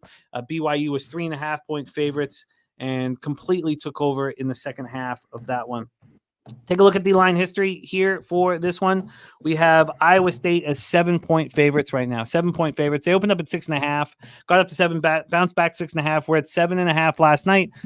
There were 7.5 until 7 this morning when it moved to 7. It's not a real 7 here at BetOnline because Iowa State's at -125. So it's interesting because a lot of these books are still hanging 7s. No, but my bookies moved to 7.5. And but Pinnacle's got just a legit 7. So it's interesting that BetOnline's pushed this to minus 125. They must be getting a lot of action that they're uncomfortable with on Iowa State. This total is sitting at 146. It opened up at 147. And then cash-wise here, 76% of the tickets and 81% of the cash is on Iowa State. 85% of the tickets and 96% cash on the under. Take it away for us here, C-Mac. Your last game on the board. Do Cyclones get revenge? Yeah, I think they get revenge here. You talked about the loss in Provo. The one key I have this when I always kind of to lay 6.5 to 7.5 with the team is, are they better defensively? Check their record at home. They're 17-0, 13-3. One thing with BYU though, like that, then that first game, which it'll be different, I think, on the road. I mean, this is senior night for Iowa State. Place should be packed. Is the 3-ball. I mean, they were great. They hit a bunch in that second half, 13 of 35, but they were 20 of 24 from the line. I still don't trust this team, even though they've had a couple decent games on the road. The shots don't drop. I think they get beat down here. I had to lay it, so give me the 7 here with Iowa State. Did you think of moving on the first half as well, Yeah. or either what? Yes. Yeah. I don't mind it at all. So, and I probably will have a play on it. So, if you want, double me up then. Here, give me the first half too. With this number, around this number, it's always a problem. You know how I am with these numbers sometimes. In college basketball with it. Look, it was tricky. Baylor was down. That's a game where I took them. Then they came roaring back and covered for me. Barely late the other night. So, you would have lost first half. It's tricky times. -7 at -108 here. God, I like it's somewhat public at this point. I imagine that there's going to be some BYU money to come in because of how good they've looked the last 2 games. For sure. I think there's going to be some BYU money. All right. We got Sharpie in the house. And it's the revenge state of mind for Iowa here, says our guy one time. Okay, let's grab this first half for you, C-Mac, and then we will review your action here. I like this look. I like this look. I've been trying to veer away from doubling up, but I like this look. And then, but for some reason, I'm just, I guess it's just a smaller number and it's just that simple. It's just like a bias in my head, liking that first half and liking them to answer back. The first half, we can get you a 3.5 at -115 or a 4 at -110. 3.5. 3.5 at -115. That's a bookmaker right now. So first half -3.5 at -115. You are in business. So let's review C-Mac's action here. He's got the double up on Iowa State. First half -3.5, full game -7. He's got the under 141.5 in East Carolina SMU. He's got USC Upstate +5 at -105, South Carolina +5.5 at -105, and St. Francis, Pennsylvania +14.5 at -108. C-Mac, my man, thank you for rocking with us. I will review your NHL when we get to the end of the show. You can catch C-Mac every Wednesday here, every Thursday on Last Call, and on Saturday hosting the live college basketball show that that follows the Jeff Nadu Big Mountain Campus show. So that's 11:45 a.m. C-Mac, thank you for rocking with us, man. Any last words for the Capper Sporting Show? Yeah, shout out to everyone in the chat. Appreciate you guys. I wanted to hit on that game too. To me, it seems like, Jamie, if they in that game with Marquette too, if you play Marquette, play heavier. It just seems like they went out right. It's one of those classic games where you might not need you want the 5 points. It's just maybe money line a little bit more when you look at these, because I do it. I put a little bit more on some of these all the time. But AOD, DC, Julian, Tone, my guy, Tone, Sharpie, it's great to see him. Perking up, baseball season is coming. Shout out to my guy there. But thanks for having me. I will see you soon. Let's fucking cash, Jimmy. Let's get it, baby. Peace. Get that money. There he is, Conor Mac in the house. Thank you, C-Mac. All right, we move on to our next guest. And our next guest is flirting with history. I have never had a capper hit 60% against the spread, a weekly capper in my 6 years of doing this publicly. And we've come very close. Both Durrell and Dutch Boy Fresh came very close 2 years ago. The closest was Dutch. And I'm going to put his numbers out as we get a little closer, because now we're in the last month of the season, and your next guest is 44-28, hitting at 61.1% plus 13.58 units, an ROI plus 18.86%, and an average line of minus 109. He has been delivering the goods. Please welcome from Dallas, Texas, star of Medicaid Mondays and star of that NCAA live bet basketball show I was just speaking of, alongside Conor Mac. Please welcome the Magic Man, Dabra Kadabra. Daby Cab, what's good, my man? How are you? Man, Jimmy, chat. Good to be here, man. I met my neighbor. I've lived here for about a year and a half, and I just met him for the first time. I live in the middle of nowhere, and this jackass has like 6 subs going off. My whole house is rattling. So I'm like, man, shit. I go over there. I'm like, hey, dude, I'm about to do a live stream. We gamble on sports. You should check it out. But turn that shit off. Yeah. Did that work? It did. I don't hear it betting right now. And, he had the same name as me. So it was like, all right, cool. It's Colt. Nice to meet you, man. All right, now turn it off, please. In 45 minutes when I'm off, I'll give you the thumbs up. You go back to work. Just slide him a sack of weed, and I think everything will take care of that, man. Daby Cab, you are flirting with history. You must keep winning. We get started with 7 p.m. Eastern action. The Tennessee Volunteers at South Carolina Gamecocks. We have heard from C-Mac. He's on South Carolina plus 5.5. We've heard from Stimmy OG. He's on South Carolina plus 5.5. We heard from Joseph Thompson. He's on the over 139.5. Take it away for us here, Daby Cab. Your plan for Volunteers Gamecocks.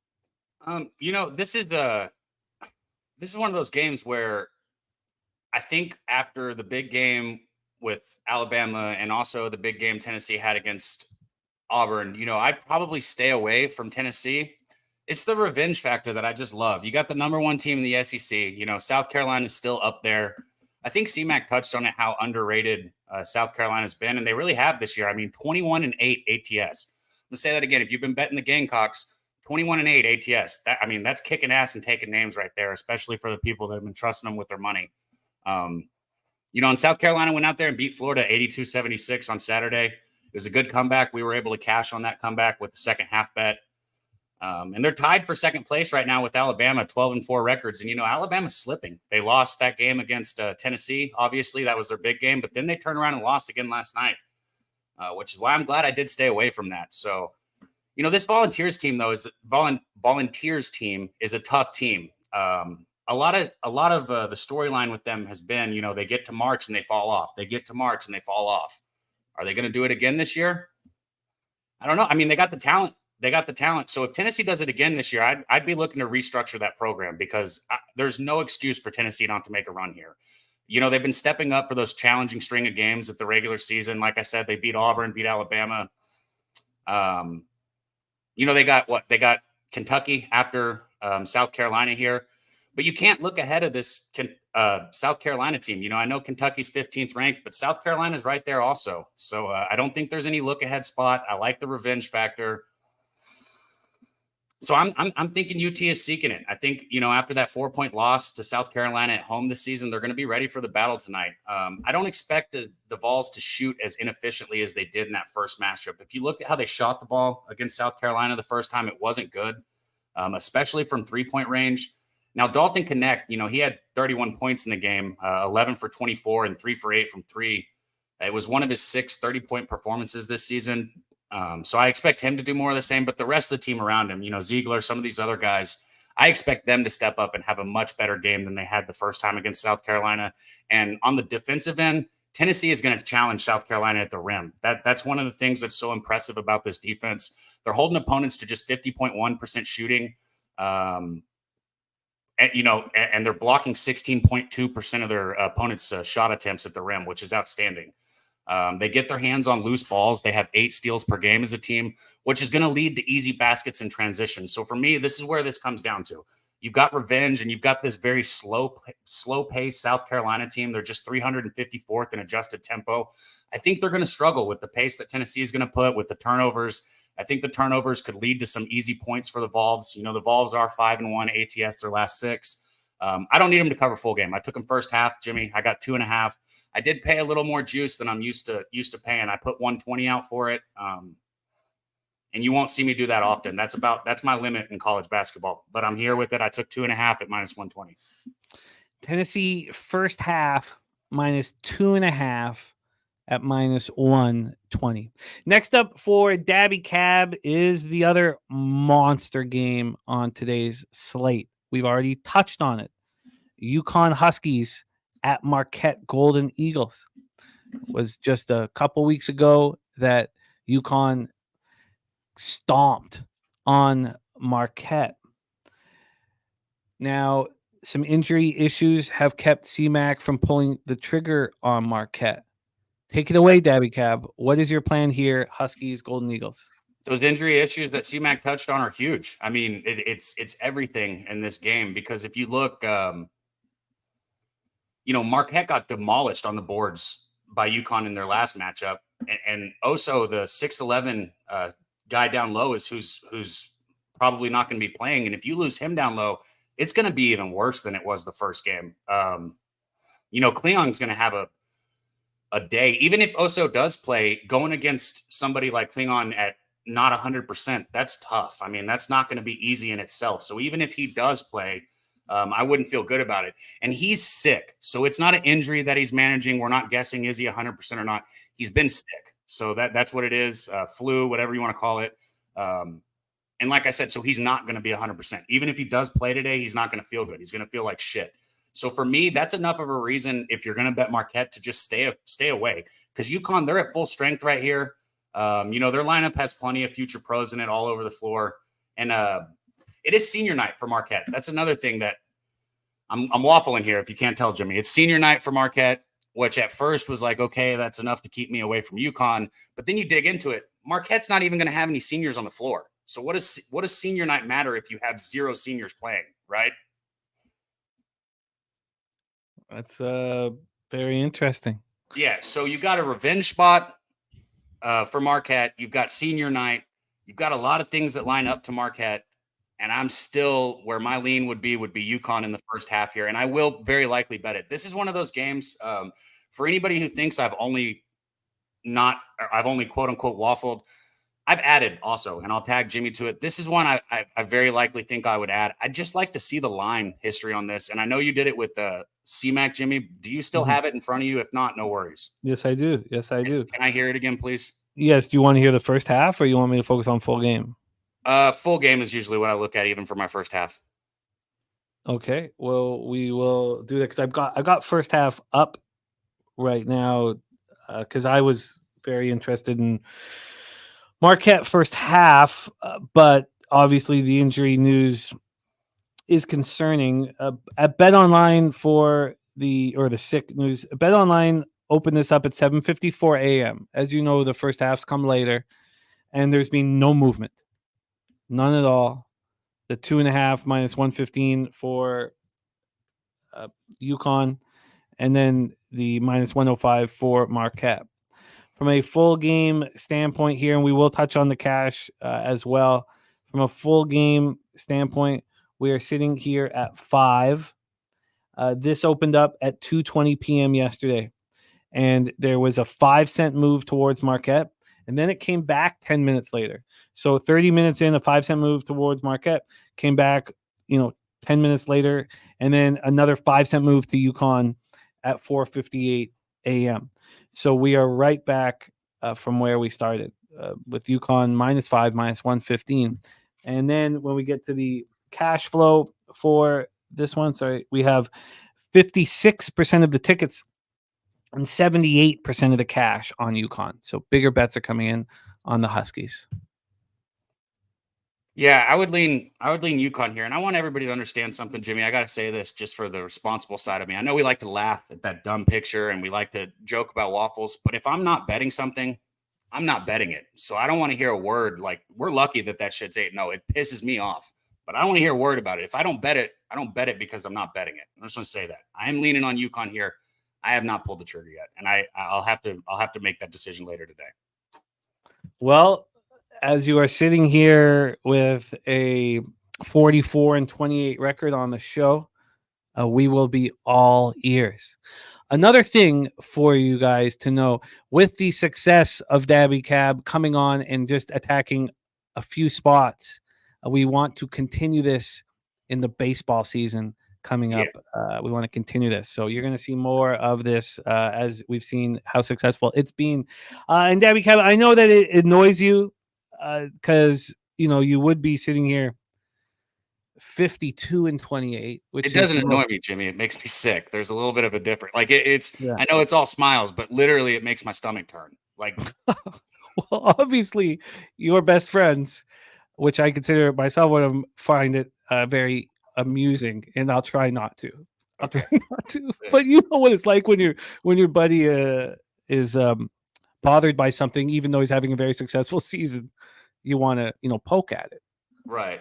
So I won't do that here in front of you, but quietly. Well, because it should be better. You see it, and people don't understand. This isn't like we're capping a whole bunch of games, and I'm just like, oh, I like this. No, these are the games that I send to Jimmy. Like I send him the games the night before, so it's like there's a very distinct difference between this and just going over a game and having a feeling. If it ain't foreign, it's boring. In the chat says, may everyone be successful in the chat with your sports betting endeavors. That's what he says there. Daby Cab, you as well. We will see you again tomorrow. Tag me if you are adding UConn first half. The only spot for Daby Cab here on the board is the Volunteers of Tennessee first half -2.5 at -120. Daby Cab, tell us a little bit about the big show this evening. Our NBA expert, Dutch Boy Fresh, will be joining us probably at the top of the hour, is your co-host. What is the plan about for the show this evening? And will you be would you be up? Will you be, we'll see if he moves on it. Let's not talk about it. Tell us a little bit about I knew where you're going with it, Jimmy. I tell you what, It might be a little bit different crew. It might be me. Hopefully Mike will hop back on, and Billy. Dutch took on a new job, so shout out to our guy, working man. I don't think Dutch is going to be able to. I found out Monday. I don't think he's going to be able to do Wednesdays, but that doesn't mean we don't want to still get on there and make some money. So when you bring Mike up, we'll talk to Mike, see Billy. Last week we still ran it and we cashed. Plan on doing the same thing tonight. Well, respect, Daby. Go get that cash, my man. Please follow Daby Cab on X at Daby Cab, and of course, Medicate Mondays every Monday at 11 a.m. And then in San Antonio here in 2 weeks' time. We'll be rolling in 2 weeks' time. Man, I can't wait. Any last words for the Capper Sport in the show? Get to San Antonio. I know there's still some of you. You got 14 days. You're a grown-up. Get an airplane ticket. Get a fucking bus ticket. Get a train ticket. I don't care what you get. Get a ticket to San Antonio and show up. It's not that hard. It's just one weekend of your life, and it's going to be a fucking blast. I promise. We're out of here. Yeah. Jimmy. I'll see you guys tomorrow. Let's get that money. Be well, my man. If you do take a bus, if you do take the Greyhound there, please let us know so we can laugh. Please give us that information so we can laugh hysterically thinking about you almost getting robbed at gunpoint. Gun and Greyhound knife point. What am I talking about? Gun on a Greyhound and knife point. Let's bring on your next guest here for college basketball best bets, ready to attack the board.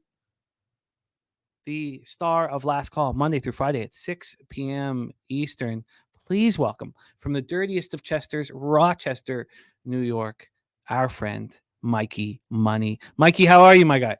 What up, Jimmy the Bag? Shout out my guy here. Betting with the bag, baby. We're back. It's Wednesday, March the 6th. I'm excited, dude. It's going to be a lot of fun today. We got a nice card ahead of us. That last guest had a lot of talking. I only think I heard one play, but I had the waffles. It's a good thing he's waffling because I'm looking forward to talking about that one too. It does bring a lot of, for whatever reason, it does bring a lot of joy to our life. Now, if he was, 2-6 on the waffle play today, it wouldn't bring that kind of joy. But he is 8-0, but he's still, even without those 8 victories, hitting at 61.1%. Let's get to work here, Monsieur Money. We start your card 6:30 p.m. Eastern. I like the action that starts before 7 o'clock. I got rolling, with Holy Cross in Coastal Carolina before 7 p.m. yesterday. I would like that again here, and maybe we have this opportunity. 6:30 p.m. Eastern, the Villanova Wildcats, 17-12, 10-8 in the Big East at Seton Hall Pirates, 18-11, 11-7 in Big East. We're at the Prudential Center in Newark, New Jersey for this one. Let's set this up and then hand it over to Mikey. We have Villanova, just like Marquette. They had an ugly loss to the mighty UConn Huskies. They bounced back. They destroyed Georgetown. If you remember, Marquette did the exact same thing after that loss. They destroyed DePaul. And then they went into Providence and beat them. This is a team playing well right now. Seton Hall in the throes of 2 losses. They lost at Creighton by 21 and then lost at UConn by 30. Feels like a nice bounce back opportunity, but Villanova getting better as the season goes on. These teams met, and I'm sure this is a big part of the cap here for Mikey Money. Villanova absolutely destroyed Seton Hall. February 11th, Villanova 6.5-point favorites. Seton Hall played terrible, down 39-24 at the half, lost the game by 26 points. So the question is, will we get Rabenga in this spot popping off at 6:30 p.m. Right now, Seton Hall is a 1-point favorite, -1. They opened up as 2-point favorites. So we've had a slight line move towards Villanova, a line move that I was not expecting. From a total side of things here, we have a 133.5. This opened up at 131. We've gone up 2.5 points. And then cash flow. We have 32% of the tickets and 52% of the cash on Villanova. All of this is surprising me. Bigger bets coming in on Villanova. Market moving very slightly towards Villanova. 83% of tickets and 72% cash on the over. Mikey Money, game 1 for you. Floor is yours. Wildcats, Pirates at Prudential Center. Yeah, what a great time of year to be involved here. March is on the right here. We're there. It's not around the corner. It's right there and right in front of us here. And we have great data now to use for trying to analyze these matchups here. We've got some conference tournaments that have already started. Then we've got some kind of tail enders here and things finishing off. And what's important about this game here is kind of where these two teams sit in terms of, the bye opportunities for their conference tournament. And, Villanova certainly sits in that bubble of 4 teams that, qualifies for a bye to kind of kick things off. I don't think they want to let that go. And I look back at the dominating fashion that they took care of Seton Hall in the last time out. They're a big team there that shoots. Earlier in the season, I was critical, and I specifically remember the St. John's game where they were playing at Madison Square Garden. They didn't have the right guys shooting the 3 ball, but they shoot a ton of them. So it was like, buy or be damned. We're just going to go out there and keep firing the 3. And they're obviously great at free throws, number 1 in the country when it comes to the free throw as well. So in a tight game where I expect this thing to be certainly a conference battle here, there is that revenge mind in store right now for Seton Hall, but going to come down to the free throws at the end of this thing. The numbers indicate that and dictate that. You kind of have, I won't say it's reverse movement, but the bigger money is where the books are concerned in supporting this Villanova side. That's why we see this line drop down. And then if you want to talk specifically about the revenge angle, there's not a shittier team in college basketball than Seton Hall. When they're at home as a favorite in the revenge spot, they're 3-15 out there in those games. And they're blowing the spread by 5.5 points. So, they did just cover 2. So you keep that 3-15 in mind. They were 1-15. They just beat Butler and Xavier. I think they go back and they regress back out there, in a situation that was kind of similar to this line and index there. It was Providence that beat them outright in Seton Hall there. So I think this is a situation where we see that regression. They kind of fall back on their heels here as far as the team that they are. And I think Villanova comes out here and gets this outright win. Just too damn good. Villanova's not. All right. Looks like we have lost Mikey Money there. So let's pull Mikey and see if we can get him back. But he gave us the goods. He is on Villanova money line. An interesting thing that it looks like we got Mikey back in business here. Let's get him back up there, Mikey. You're back. You froze there for a second. You froze for a second, but you're back in business. So and another interesting thing I do want to mention was that with the bigger bets coming in on Villanova plus a point or 1.5 or 2, the bigger bets have come in on Seton Hall on the money line, 47% and 62%. Mikey not buying it. Mikey, are you foregoing the point and going right to the money line? Yeah. If you look at that money line, it's dropped too. It's only 3 cents, but it dropped with all that cash coming in. Minus 118 to minus 115s now as well. So just the money line spot here. Villanova gets the job done. Both teams are shooting pretty well from that free throw as well, but I think they're just going to dominate, take this thing over here. And because of how bad they are in the revenge spot, I don't need the point. Just give me the money line. Villanova plus 101 for Mikey Money. Next up is a game that we've heard from our cappers. CMAC on South Carolina. Cab on Tennessee, first half minus 2.5. We've set this up. Public is all over the Volunteers. The line is moving towards the Volunteers. The Volunteers dealing with Rebenga. We have Kelly McInnes on the Volunteers first half in South Carolina full game. What's Mikey Money doing? Mikey, take it away. Colonial Life Arena for the Volunteers and the Gamecocks. Should be a great game, right? I mean, needless to say, you got two big teams here. And what are they fighting for? I just talked about that Villanova game and kind of fighting for that bye spot there in the first round of the conference tournament. Here's a spot where they're battling for top in the SEC. It's definitely a revenge opportunity out there. We saw what South Carolina did. And as much as South Carolina beat Tennessee, their offense that does run with pace and does go out there and score at will kind of went MIA. They were just nowhere to be found. They shot 10 of 34 from the field, only 15% from three. And that's not what they do. You look at this team and kind of how they've been performing here. I don't like to hear that my boys on the other side of this one here, but I do think with revenge in mind, playing for the top spot, Daby, I think, touched on it and said there is no look ahead for these two teams. They're going to get everything they got going on right now. And, Tennessee wants that top spot. So, when you look at the defensive efficiencies out there, clearly there's going to be a little bit of an advantage, I believe, on that South Carolina side. But we've got big-time players showing up in big-time games, and that's what happens here when you look at this Tennessee side of things here.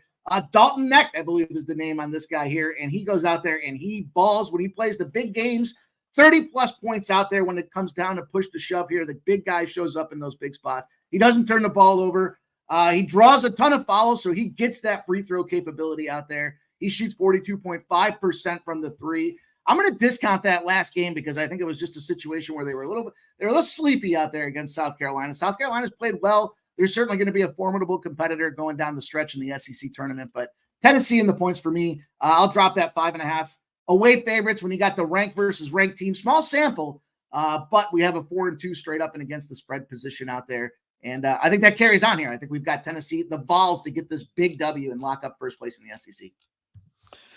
Minus 5.5, minus 110. We have seen it move to 6 at Heritage. So we have moved to 6 at Heritage, but you get the 5.5, minus 110. Let's roll into the next spot on the board. Our guy, Justin McKelvey, stacks play today. Michigan State minus 9 is the stacks play today.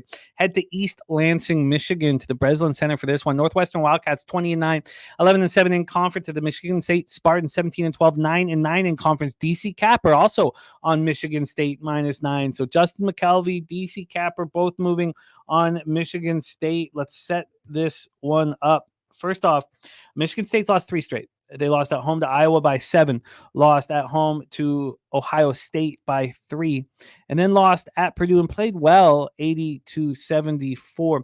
Northwestern had a 3-game winning streak snapped with an 87-80 loss at home to Iowa.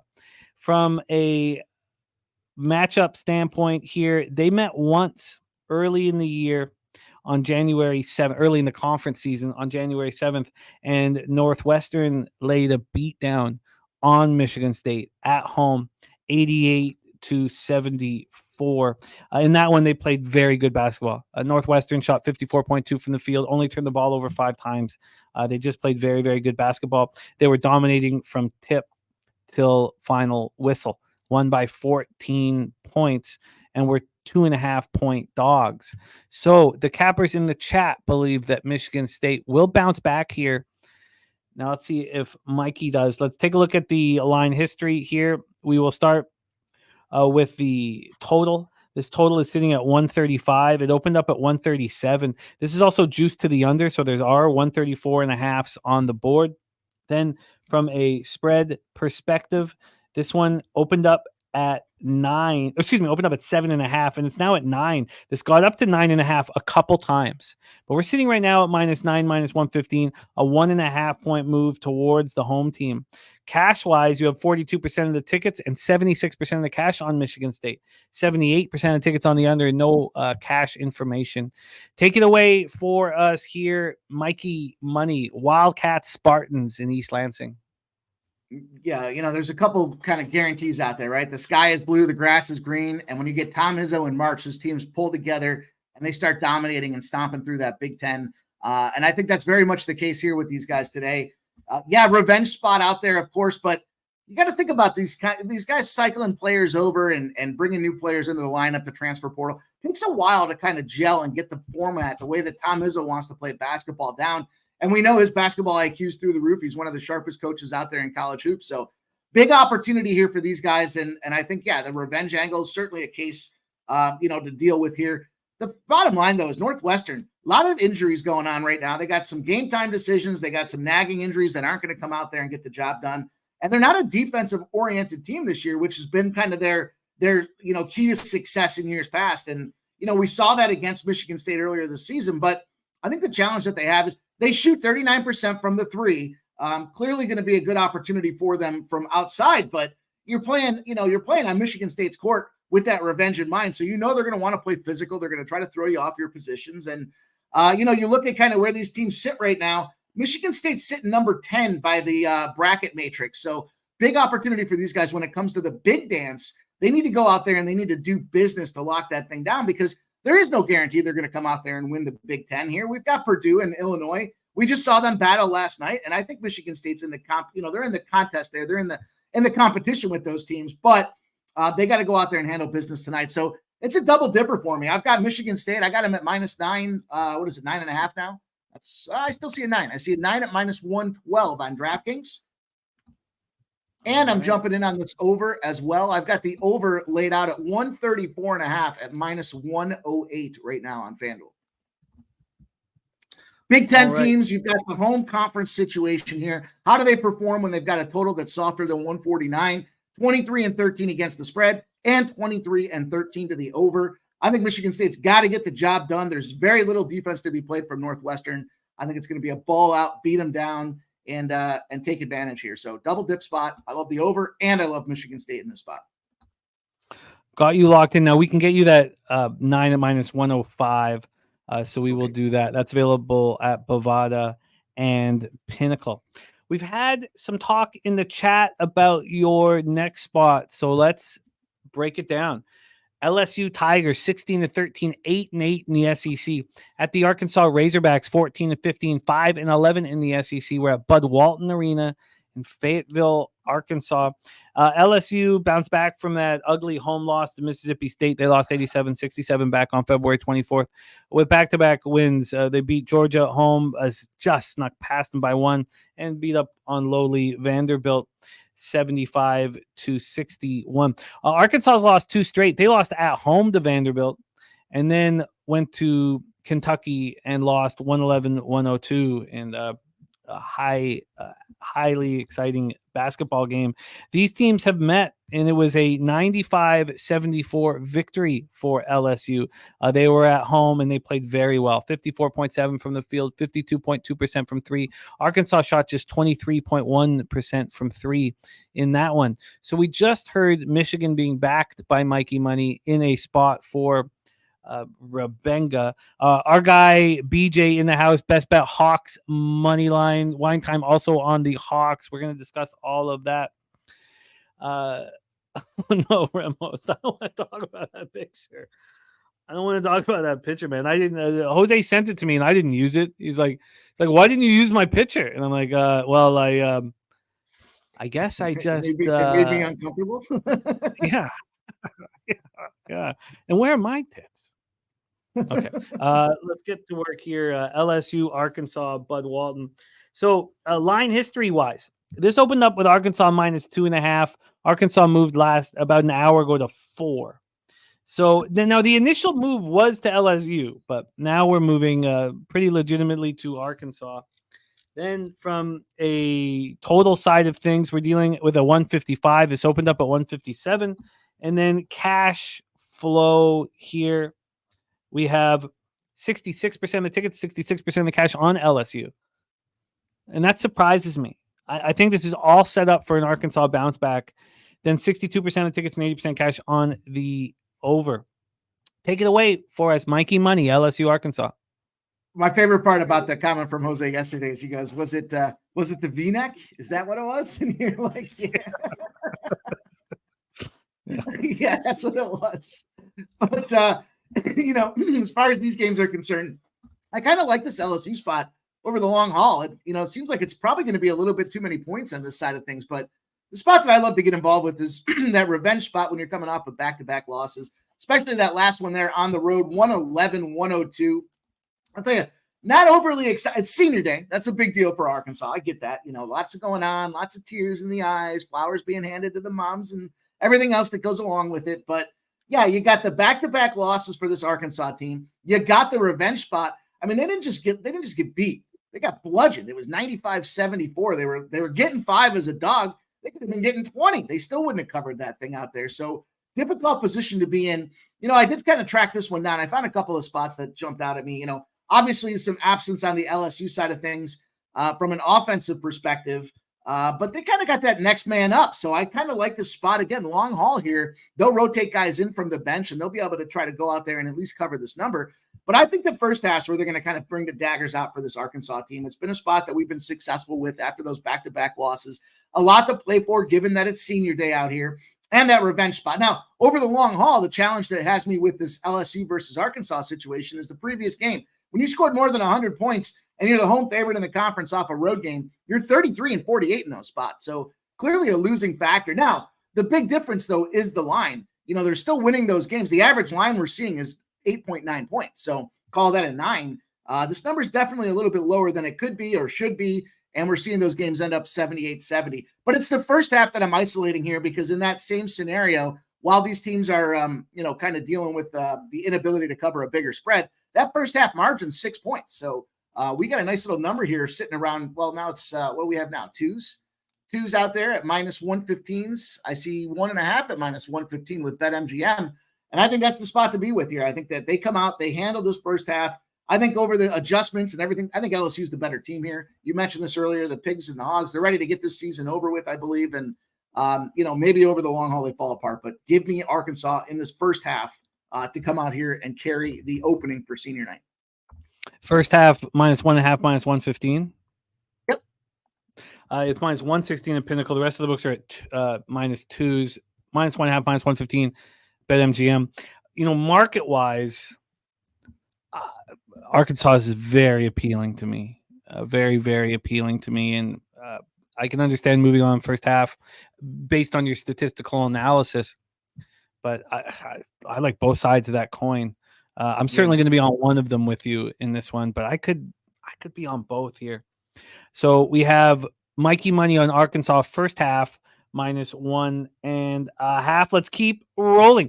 And we have Daby Cab leading us into the next game. He says he's very interested in FAU first half. Let's talk about that spot. 8 p.m. Eastern, we have Florida Atlantic Owls. 22-7, 12-4 in conference at North Texas Mean Green. 16-12, 9-7 in conference. We're at the Super Pit in Denton. FAU bounced back from that loss at Memphis, 78-74, by winning at home over Tulane, 79-73 on Saturday. North Texas has won 2 straight games. They also beat Tulane at Tulane, 80-76. And then on Sunday, they won at home over East Carolina, 84-69. We are going to be I guess no, we're not. I thought we had an East Carolina game. I guess we don't. So Florida Atlantic, North Texas here. So let's immediately go see what happened when they first met up this year. And it was a very close basketball game. 66-63 was the final score for FAU at home over North Texas. FAU was 9.5-point favorites. And, look, Florida Atlantic still 12-4, now 3.5 games behind South Florida, but playing good basketball. Let's pull up the line history and the cash flow for this spot. First off, on the total, opened up at 137, now at 136.5. Not a lot of movement there. from the spread side of things, let me just move back to full game here. We have, sorry, let me move this over here. Okay, 8 p.m. We have North Texas right now at +2 or 2.5, depending on where you shop. Twos are most prevalent. +2 at -115.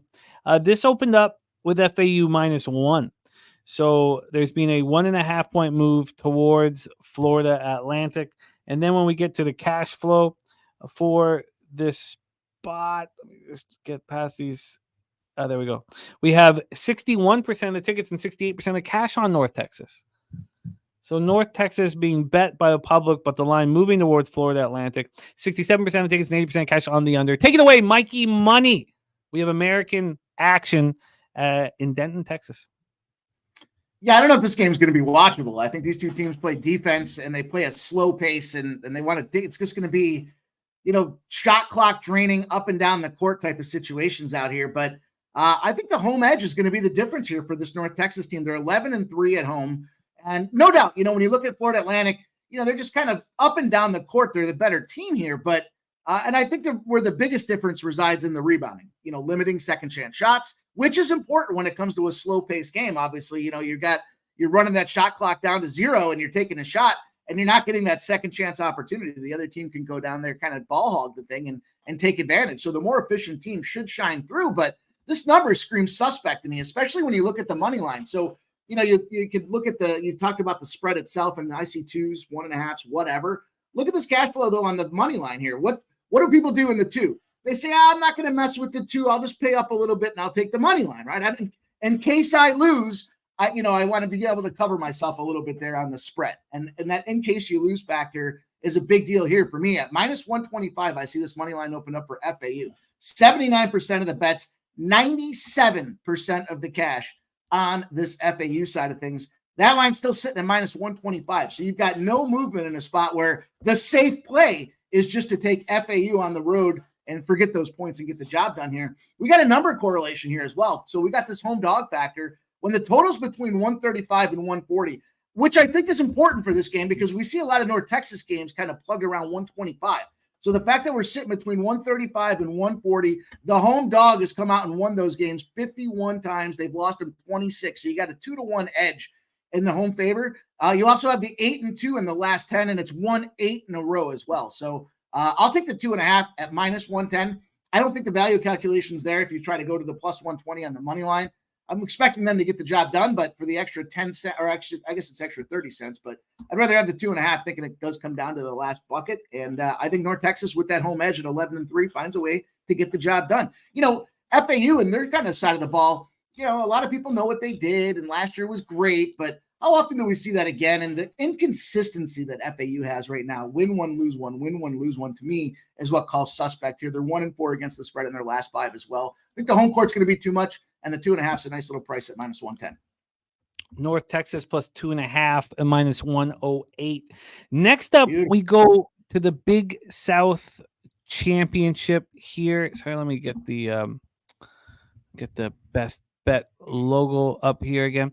We have the Big South Championship first round. Now we've already heard from CMAC in this spot. CMAC moved on USC upstate. We got him +5 at -105, and now we are back to the spot.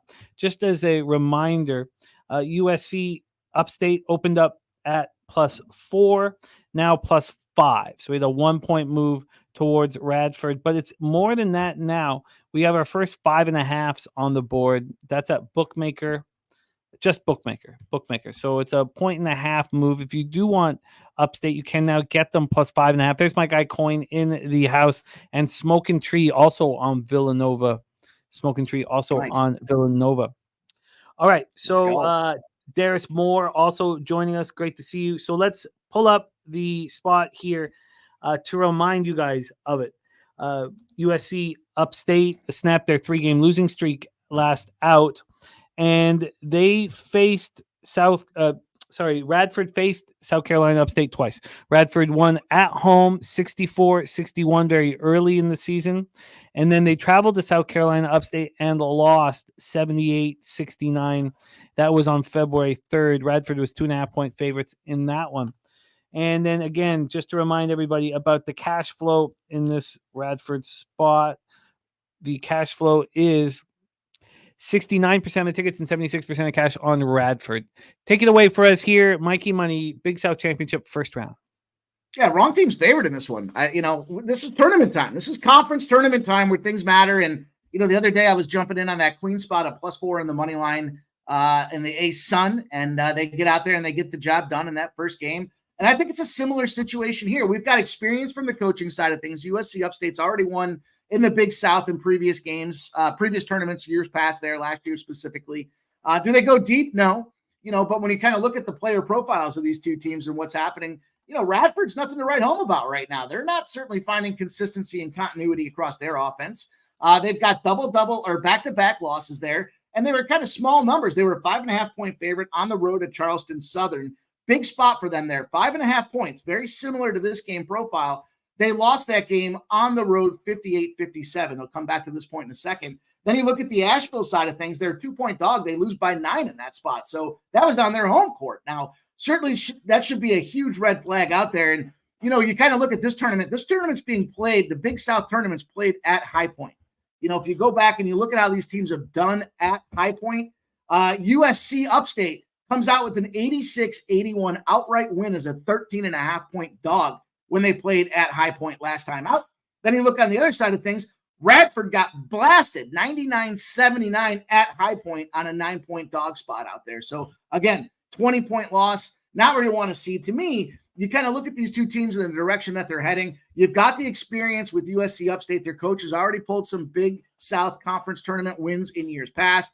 Now you've got a team that's comfortable in this High Point building here. They're going to be coming in there as a dog, again, thinking we've been here before. We were 13.5 points. We knocked this home team out. They're comfortable with the sight lines. I think they're comfortable with being on the road in this case here. And I think this is just going to be too many points for Radford to handle. Not only do I think it's too many points for Radford to handle, I said it on the hop, the wrong team's favored. So I'm going to take the 5 at -110. And I'm going to go with the money line as well at +190. Wrong team favored.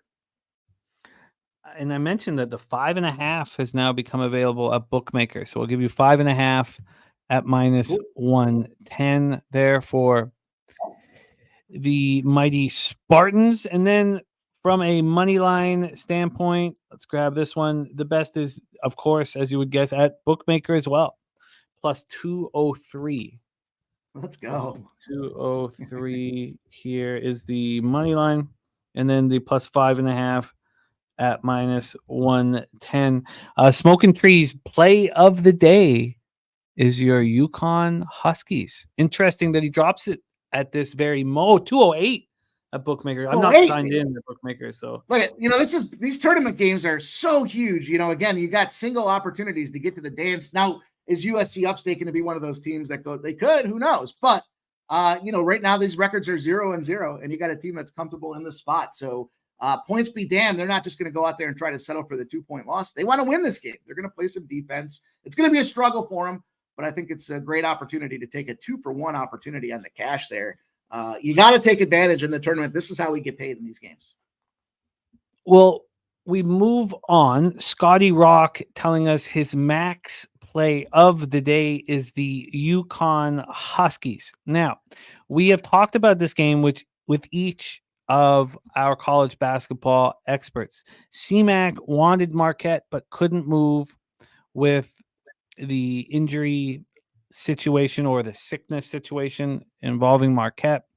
Then we had a waffle, which obviously piqued everybody's attention because of Daby Cab's 8-0 mark on the waffle play of the day. The waffle is UConn first half -2.5. Scotty Rock making his best bet on UConn. And Smoking Tree says Kolek, oblique strain, taking him out of the lineup for Marquette. Take it away for us, Mikey, the third of the trio, Huskies, Golden Eagles at Pfizer Forum. Yeah, this is a tricky game out there. Appreciate Scotty Rock sharing his intel or his side there as far as the game's concerned. I've been pretty careful with basketball, NBA and college here as of late to make sure that, for the Jimmy Bag school of capping here, we got to check all the boxes and every so often I'll stray away when it comes to some of the cash flow movement here, but marginal movement for a big game, a marquee game, 8:30. Everyone wants to blast away at this one. It's got the majority of the tickets. I think it's got the most tickets of any of the games on the board here. With 56% of the bets and 76% of the cash, you got maybe a half a point movement, depending on the book that you're sitting on there. That should be a red flag out there. I get it, the Kolek factor, but don't overemphasize the importance of this guy and what his contributions are to the game. I get it. Big opportunity. Guy does a lot for the game up and down, but these teams are deep, man. The Big East doesn't go fuck around. They go out there, they get stacked up. They get guys on the bench that are getting ready for the following season. So, the embarrassment that was that past game out there, 81-53, look back at yesterday's game with this. I know they're different schools and I get all of that, but that Alabama-Florida spot where everyone was like, this has got to be a Bama spot. And they go out there and they get hammered by Florida. So, there's a situation where previous games don't necessarily correlate to what's going on in the current form with these teams. You look at where UConn's not good. If there's any criticism you can make of this UConn team, they're not good on the road, right? I mean, that's it. They got 3 losses. Every win at home, it's a huge home court advantage for them. This is a big opportunity for Marquette to come back there and exact some revenge. Tricky spot, big number, but coming off that loss at Creighton, 89-75, to me means that we're getting a couple extra points possibly tucked into this number because of that previous performance. And then you see that Seton Hall 91-61 for UConn. I mean, UConn's going out there just beating teams up and down here. I think the coaching advantage lies with Shaka Smart. And I think they're going to be able to come out there and exact that revenge. 89-75 loss to Creighton. As embarrassing as that is, I don't think it tells the whole story there. That's a road team. The Creighton Blue Jays have been up and down. They got up for that game. No problem with that one. Go out and get it done. Marquette, 10-0 overall, 9-1 against the spread going back to January of 2022 when they're hosting teams in the top 25. And UConn, 0-7 overall, 1-6 against the spread at the top 25 ranked situations. So you got an intersecting 0 spot for those two teams. Love it. Give me Marquette. And I know I heard our guy talk about it. This is a double dip for me as well. The plus 5.5. And I'm going to take a shot at that money line here as well. We got plus 190, plus 190s out there at BetMGM. I think, the points. And I love when C-Mac said that. He and I spend a lot of time talking college basketball. So I think we kind of see things in a similar fashion when it comes to it there. And the 5.5 will be nice. It comes to be a 2-point game. We'll end up with the push, but I think this is that opportunity where we can step up and catch this UConn team. I don't know that they're going to be sleeping, but they got 2 road games in a row, Marquette and Providence. They're already sitting at the top of the conference. What are they playing for here? And Marquette wants to go out there. They're number 2 in the conference. They ain't no bitches. I think they can come out here and exact this revenge in the spot here tonight. Let's go. And we don't have 5.5s offshore, just 5s here. So at this point, can you beat? And I misheard. I didn't hear your money line because at this point we have plus 190 on the money line and plus 5 on the spread. Do you have 5.5 offshore or onshore? Excuse me. I'm just checking right now. The 190 is the best money line number that I saw out there, but let me dial in here. Was that 8:30? I got to check the book itself because these guys are slow as F to update this stuff. So 5.5's at minus 110. Okay, you got it. Plus 5.5, minus 110, plus 190 on the money line. And we can beat that by 2 cents. Billy Friedrich finding plus 192. That rolls us into the next game. You talk about being on the same page as CMAC. CMAC has doubled up on the next spot that you are also on. The number 20 ranked BYU Cougars at the number 6 ranked Iowa State Cyclones. We have Iowa State first half and full game for CMAC. What is your plan for this one? Ames, Iowa, James H. Hilton Coliseum. Yeah, Iowa State in the revenge spot is way too much here on their home court against this BYU team. I don't care. I get where he's at with the first half. I'm not mad at that play whatsoever. Iowa State's one of my teams to go deep here in this tournament. I wouldn't be surprised to see them as a Final Four contestant when it comes down to it here. But, if you kind of look at the effectiveness here, the thing that BYU does well, they shoot 3-pointers well. There's only one team that does it better, winning last night in that ASUN that we talked about in North Florida.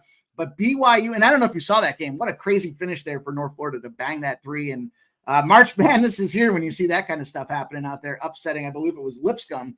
And now you've got this BYU team in a similar spot. They do well with the 3-pointer, clearly number 2 in the nation. But Iowa State's a fucking freight train right now, and you do not want to be standing anywhere near the tracks when these guys roll through here. They go down to UCF, who, by the way, I think handles Houston tonight. They get out there and they handle UCF 60-52, laying a 4 on the road. And they've just been beating teams up. Now, that Houston game, definitely a point of contention, but they still covered the spread there at 8.5 in that spot. And I think BYU's been playing beyond their capabilities. Good team, no doubt about it. Has a lot of success from the 3, which means a big deal at home. They're also very, BYU finds themselves in a 3-0 spot when they have programs that like to let them shoot from the 3 out there. So kind of a style is going to make the fights in this one here. I just think there's too much happening for this Iowa State team when it comes down to it on their home court. Bottom line is I think they've got a couple of guys out there that are effective at both offense and defense here. They've got 2 of 9 players in the nation averaging at least 12.7 points, 4.5 rebounds, 4.2 assists, and 1.7 steals a game. They're stacked. They're loaded. They're firing off right now. Get out of the way, BYU here. I love this spot for Iowa State to get the job done. And it's that revenge angle. They won 17 games at home in a row right now. And look out, BYU is going to get run over tonight. Let's lock in for you, but you're just full game. Just full game, yeah. All right, let's lock in for you. Wow, this line's moving fast. Damn it. I should. Ugh. Damn it. It's a 7.5 now. There's an 8 on the board. There's still a 7 at -112 over at DraftKings. You got it. There's a 6.5 at -120, but it's okay. I'll take the -7. I don't think it's going to matter. These guys are going to win by double digits. The great Sean Higgs joining us and says Iowa State. Yes, says our friend Sean Higgs. Chang Kim, our guy Chang Kim looking for a parlay here. Peters, Illinois didn't get home. My Islanders did. I want to get that cash for Chang. Our guy Chang. So let's put one together, Mikey, as well. You and I. Great to have Sean Higgs joining us. Second out of 29 cappers in our NFL Pub Hub this season. What a great capper and great friend he is. Let's roll on Mikey Money. Next up for you, 9 p.m. action in the Big Ten. Head to Williams Arena in Minneapolis, Minnesota. The Indiana Hoosiers 16-13, 8-10 in conference at the Minnesota Golden Gophers 18-11. 9-9 in conference. Hoosiers on a 2-game winning streak. They won at home versus Wisconsin 74-70. And then on Sunday, they won at Maryland 83-78.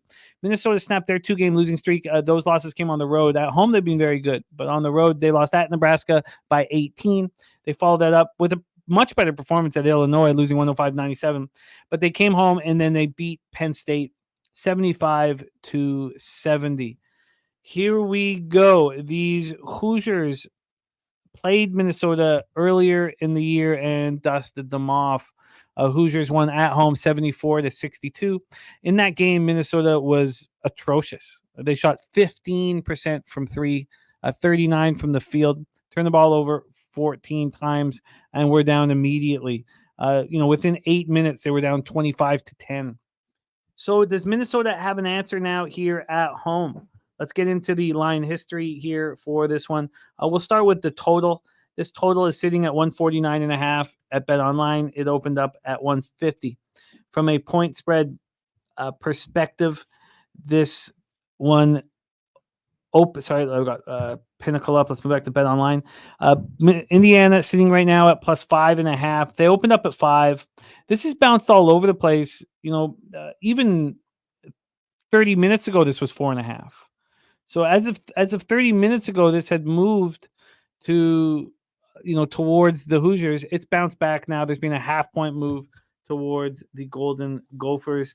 And then cash-wise here for this 9 p.m. game, we have 91% of the tickets and 90% of the cash on Minnesota, and we just finally have seen the market move towards them. 73% of tickets and 81% cash on the over. Take it away for us here, Mikey. Hoosiers, Golden Gophers.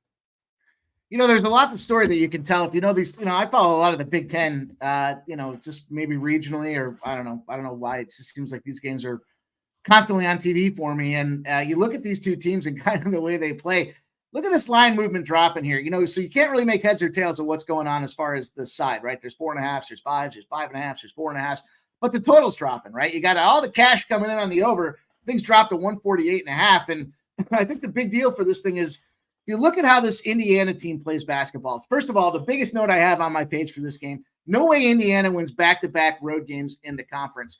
And if you kind of think about the way these guys play, it's the epitome of what I would imagine happens out there at Indiana: farm country, corn country, hayseed country. And you got these big hayseeds sitting there underneath the basket, taking up the paint. And so what happens is, there's no wonder they get second chance opportunities, because they got some big dummies standing under the basket looking around, and they put their hands up and they can go out there and they can get the job done. But I think the challenge here is you got one of the best teams in this spread against the nation here coming out there with this Minnesota team, and you got them chapped. What happened that last game with that Penn State situation? That last second bucket there. I don't think they necessarily care about the spread or not, but it was just kind of disrespectful where that game was over and Penn State launches one and knocks it down there. They didn't end up covering the spread again. I don't think they care so much about that as much as should Penn State have done that now. And I think Indiana, who, by the way, has shown an advantage here, won 7 straight to these guys, are going to feel the wrath of this thing here. You got the home conference favorite off a non-cover revenge spot. Tailor-made for this game here, 43-27, 8-2 in its last 10. It's on a 4-game winning streak as well. And I think it's bad news. You look at the way these two teams set up. I mentioned the hayseed factor under the basket with these big dummies just kind of putting their hands up, getting second point chances.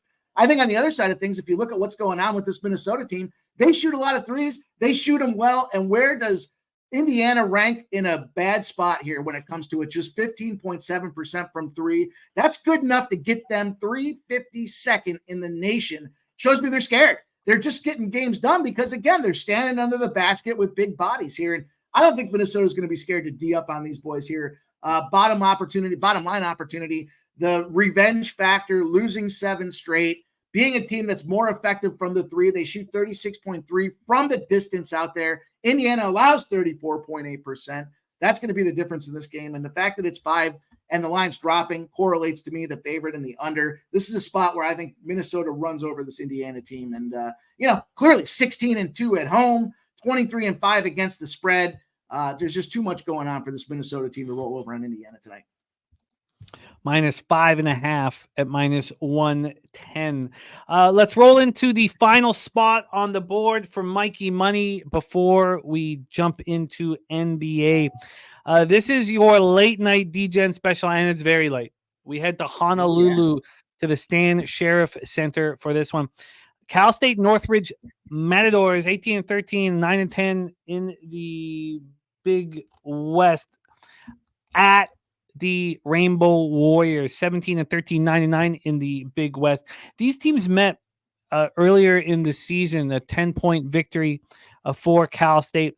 Hawaii shot horrific in that one, horrific, and we're in it until the end. The Cal State pulled away in the last minute or so. Cal State has lost 2 straight. Lost to UC Irvine, who's at the top of the ledger, 15-3, and then lost to UC San Diego. So you have one of those situations, which I like, where you have a team that just faced the best 2 teams in the conference to sharpen up their chopsticks. And then Hawaii, winners of 2 of their last 3. But, who did they beat? They beat UC Riverside, who's not been bad. They won at UC Riverside. They won at UC Davis, who's been good. So Hawaii's playing well. They won 2 of 3 here. The question is, do they get Rabenga? Let's take a look at the line history here in this one. We have the total sitting at 146.5. It opened up at 147, so very little movement there. Then from a spread perspective, we have Hawaii sitting -7.5. Opened up at 7. The first move took 8.5 hours, but it was a full point towards Cal State Northridge. Then it came back to 6.5. And then 40 minutes ago, we saw a full point move towards Hawaii. So we have a half point move towards Hawaii. When we get into the cash flow here, we have very little information. 356 tickets in. 88% of the tickets are on Hawaii. That's all we know. No help for the total. Take it away for us here, Mikey Money. Cal State Northridge, Hawaii Rainbow Warriors. How far things have fallen for this Hawaii team. It used to be a big advantage being on the island, and they have let that dissipate to non-existent now. 5-10 against the spread when they're on the island here. And you got a Northridge team that's already shown that they can handle these guys. So, again, you know the spot. I love them when they're coming off of back-to-back losses. Not concerned at all about having to play a team they already beat once. And they know that this island philosophy here, that bringing them to the island, really doesn't have any water to it. It doesn't hold any water.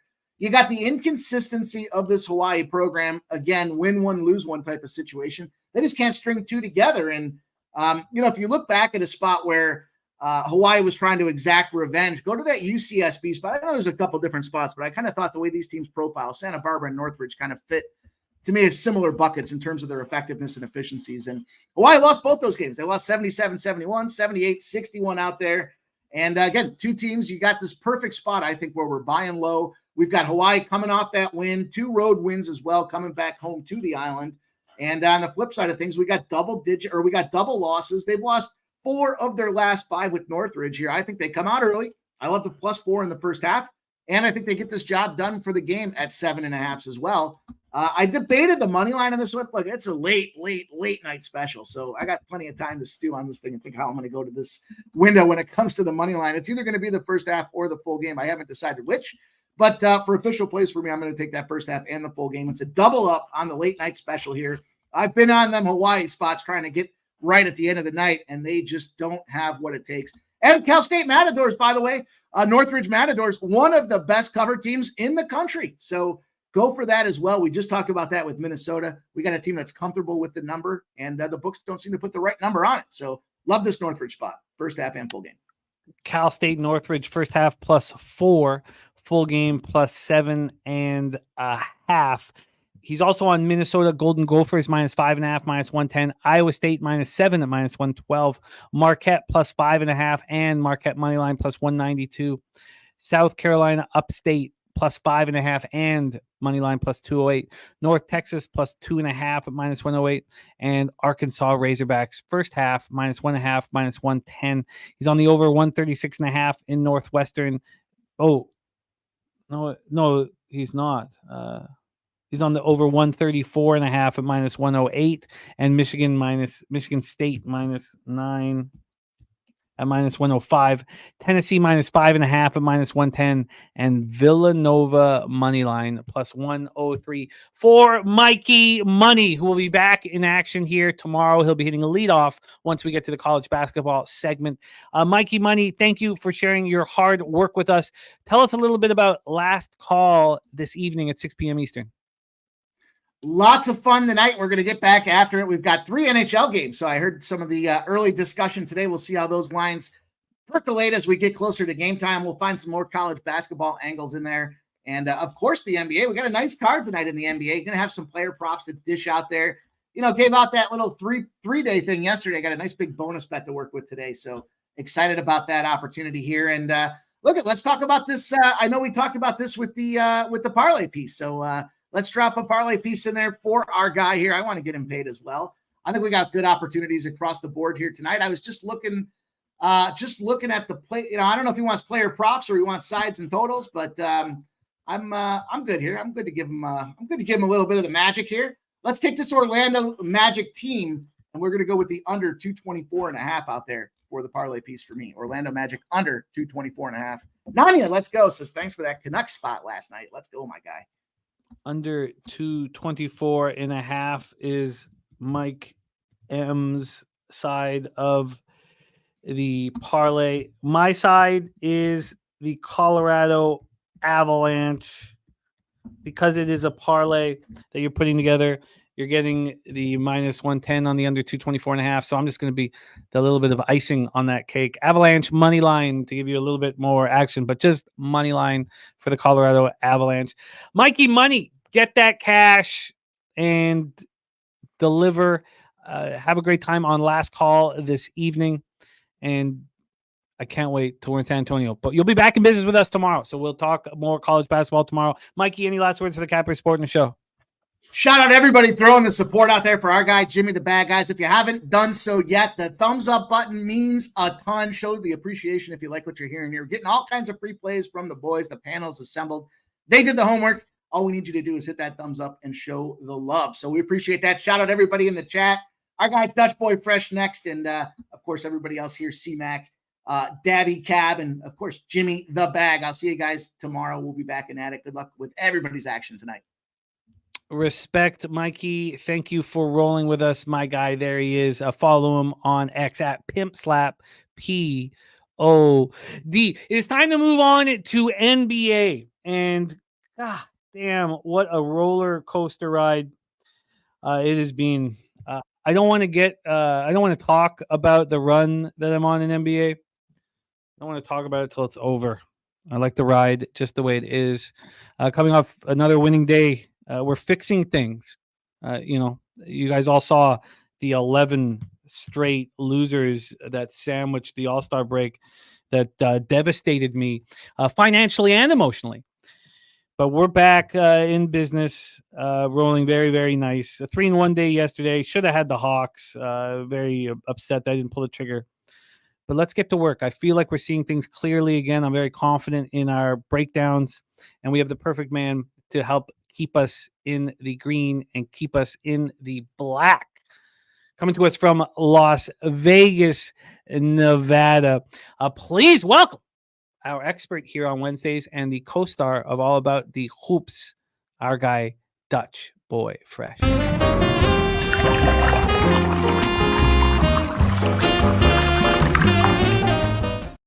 Dutchy, what's good, man? How are you? Jimmy the motherfucking Bag. NBA is a hell of a drug.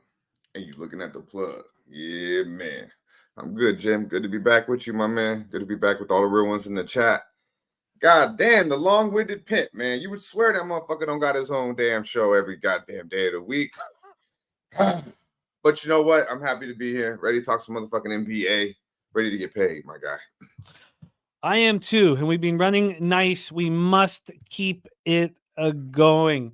We have Jose back in business. So Jose will be handling the graphics. So I don't need to worry about a thing except the cap in us getting paid in full. We start at 7 p.m. Eastern. The Orlando Magic, 36-26, 15-18 on the road at the Washington Wizards, 9-52, 3-25 at home. We're Capital One Arena in Washington, D.C. Orlando has looked good, albeit with the easiest schedule in the NBA. But they're 6-1 post All-Star break, and they've slowed way down. They're now playing the second slowest pace in the NBA post All-Star break, 94.79 possessions a game, shooting the ball well from the field, 51.6%, and from three, 39.5%. Then we have the Washington Wizards, 0-7, the fastest pace in the league, 104.80 possessions a game, shooting the ball poorly, 44.5 from the field, and 36% from three. All of the stats that I will drop are just post All-Star break. Let's get into the line history here. We're going to move back to Pinnacle line moves. We have Orlando right now sitting at -7. They opened up at -8. The initial move was towards Magic at 8.5, and now we've come back. It's yo-yoed, but now we're at its lowest point, -7 at -107. From a total side of things here, let's get this up. I'll have everything set up smoother in a second, but from a total side of things here, we are sitting at, over here, 224. 224. This opened up at 226 and went all the way down to 222.5 before there was buyback. There's been buyback. We just heard Mikey Money give his best bet for the under in this one. So let's roll. Troy Torrance says, big home dog, low total, market moving to the under, bet the under. It went 2-0 yesterday. Saturated, who's been running dumb hot. I mean, we're talking as hot as anybody in the industry. Wizards +7.5. And look at that. Rodney Barton says, Oilers and Ducks finishing off a deal that will send Adam Henrique and Sam Carrick to Edmonton. Adam Henrique is perfect for what that team needs. And so you're going to get this. That's why this total's been dropping over there in the Ottawa-Anaheim game. You've already lost Tarasenko. He's been traded to the Panthers. Now you're going to lose Henrique, traded to the Ducks. So a lot of movement here. But let's get back to this. Capital One Arena in Washington, D.C. We've talked about the market movement. Let's talk about the cash flow from a cash perspective here. We have 70% of the tickets and 72% of the cash on the Magic line moving towards the Wizards. Very, very interesting, which obviously making the Wizards appealing. Very difficult to bet these Wizards. 83% of the tickets, 79% cash on the under. Magic are on the second half of the back-to-back after their fourth straight win, 101-89 at Charlotte last night. Shout out to Razor Sharp Picks. His GFG was the under in that one. Paolo Banchero went for 22. Wendell Carter Jr. went for 12 and 9. Wizards come off their 15th straight loss, 127-115 at Utah Monday. Jordan Poole sighting, 32 points in the loss. Kuzma went for 23. Tyus Jones went for 21. Poole, 23.4 points per game in the 7 games coming off the bench. Just 15.6 as a starter. Take it away for us here, Dutch. Your first game on the board, Magic Wizards. Yeah, man. Big shout out to our guy Justin. One Time Sports. I see you, Marcus McCarthy. Good to see you, my man. This one, man, I see a lot of love for the Wizards. I guess you could say, the Magic have beat them 3 times this year, 5 straight overall. Magic have won 4 straight basketball games, and you touched on how bad the Wizards have been. So, I guess if you want to be a sharp and go with the Wizards, I guess that would be the play. But I can't fuck with the Washington Wizards, man. It's Orlando Magic to me or nothing. To be quite honest with you, there's levels to this shit, and the Magic are clearly on another level than these bummy ass Wizards. But Banchero's a man child. Anthony's looking more and more comfortable with the ball in his hands. I like the way he's attacking.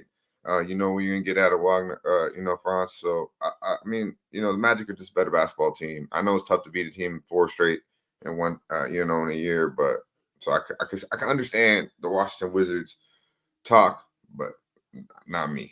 I'm cool with it. But they have been, I believe, pretty decent at home as dogs covering. And I know you cashed on them a couple times, Jim. So I've also lost on them more than a couple times. And last time I backed them was not good back in the way. The Wizards are just not fun. As not fun to back. Dan Kelly saying Avdia has been getting a ton of rebounds lately with no Bagley. So tonight should be good for a rebound prop. So Rashawn Holmes will be at the 5 to start, at least for the Wizards, which has to slow them down.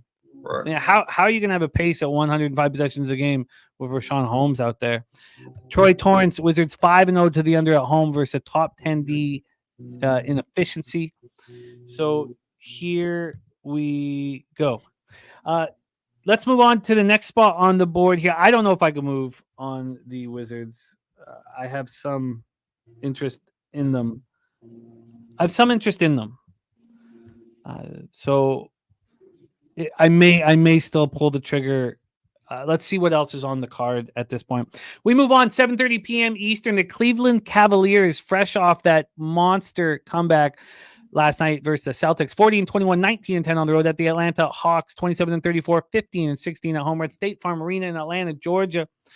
It was a big win for Cleveland, but they're just 4-4 since the break. 21st fastest pace in the league, 96.24 possessions a game. And they're shooting the ball well from 3, 41.4%, 46.3 from the field.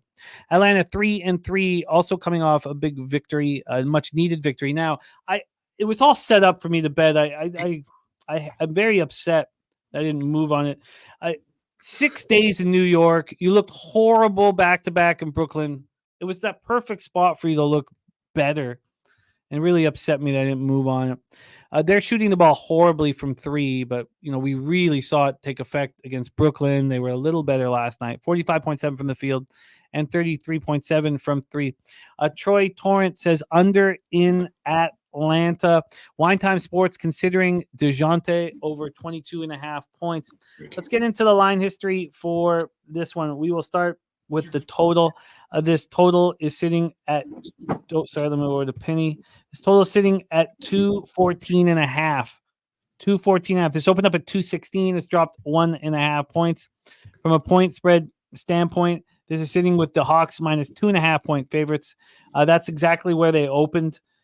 They opened at minus 2.5, and it quickly went to 3. This didn't open at Pinnacle till 7:19 in the morning. 7 minutes later, it's 3. And it was 3 juiced to Atlanta. So it came all the way back to 2. And now we have just a 5-cent move towards these Hawks. From a total or from a cash flow standpoint, 53% of the tickets, 71% of cash on the Hawks, Market's not moving towards them. 71% of tickets and 99% of cash on the under.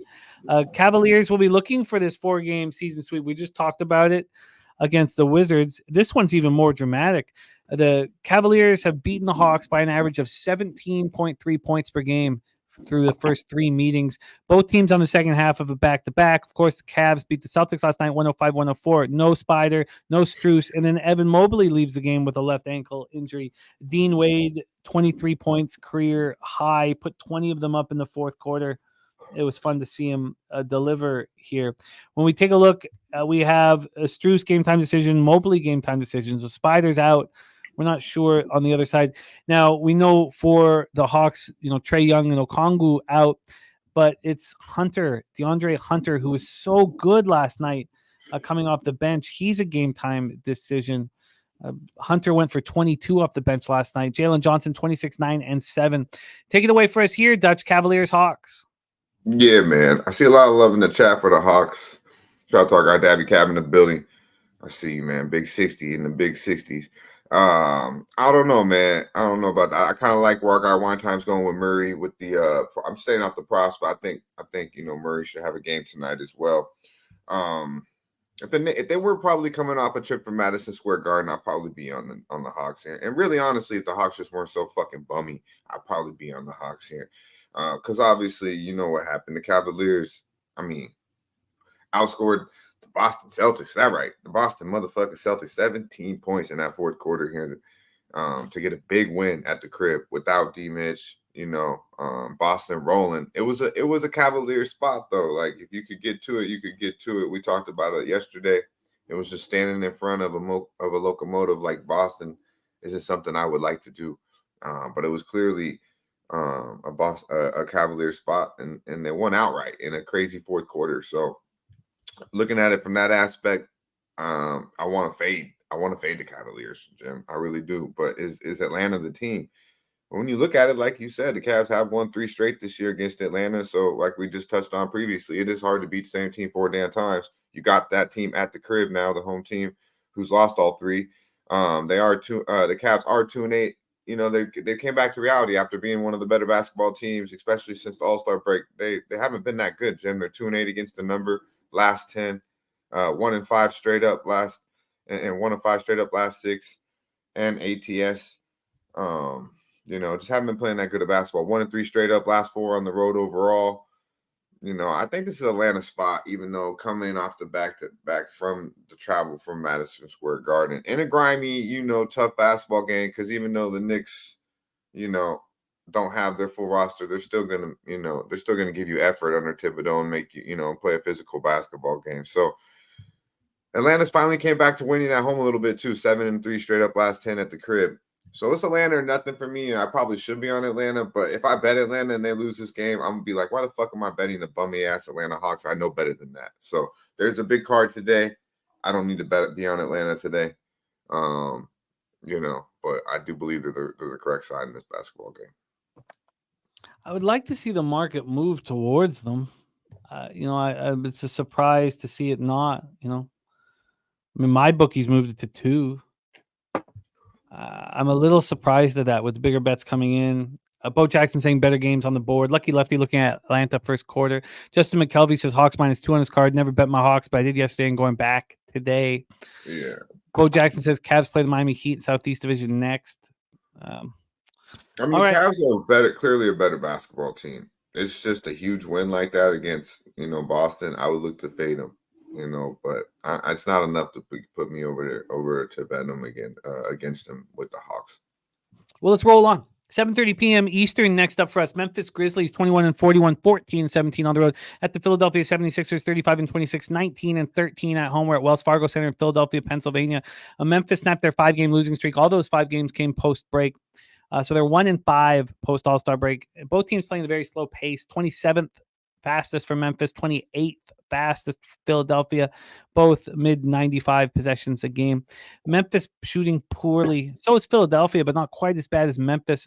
Post-All-Star break, 41% from the field, 31.2 from 3. Philadelphia, 43.7 from the field and 36.9% from 3. Julian Cesario says, Maxey out, stay away. So let's pull this line history up. We have the Sixers at -5.5 at -113 at Pinnacle. Most of the books are at 6. This was at 6. It's now moved to 5.5. So we have a half-point move towards the Memphis Grizzlies. From a total side of things, oh, sorry, I thought I had the total up. I'll move quickly over to the total. From a total side of things, we are dealing with a 211.5. This opened up at 209.5, and the first move was to the under, went down to 208.5 before it started climbing. We have a 2-point move towards the over. When we get into the cash flow then for this spot, you have 89% of the tickets and 98% of the cash on the Philadelphia Sixers, and we have a half-point move away from them. 50-50 on the total, but 80% of the cash on the under. This is very, very strange. Billy Britt says 76ers best bet. Bookies pulled the okie doke last night because they knew they play Memphis tonight. Love Philly tonight. I mean, all of this money on the Philadelphia 76ers and no market move towards them. We know the issue with Memphis. I mean, this is just not the roster that anybody imagined that they would be playing this year. It's ugly. Kennard, Conchar, Williams, Aldama, and Jackson. Jackson's a game time decision as well. So just a litany of injuries here. Jaw, shoulder, Smart, finger, Bain, ankle, Rose, back, Brandon Clark, Achilles. And then, Zaire Williams is going to miss his second straight game. Utah Watanabe is going to miss his third straight game. So they're an absolute mess. Jaren Jackson, questionable. Luke Kennard, 25 and 6 threes against the Nets in that 106-102 victory. Jake LaRavia, Lamar Stevens, just a who's who of who the fuck are you? The Sixers are on the second half of a back-to-back after their 2-game winning streak snapped in a 112-107 loss at Brooklyn last night. Oubre went off for 30. Tobias went for 18. Payne 15. Lowry 14. Buddy Hield 13.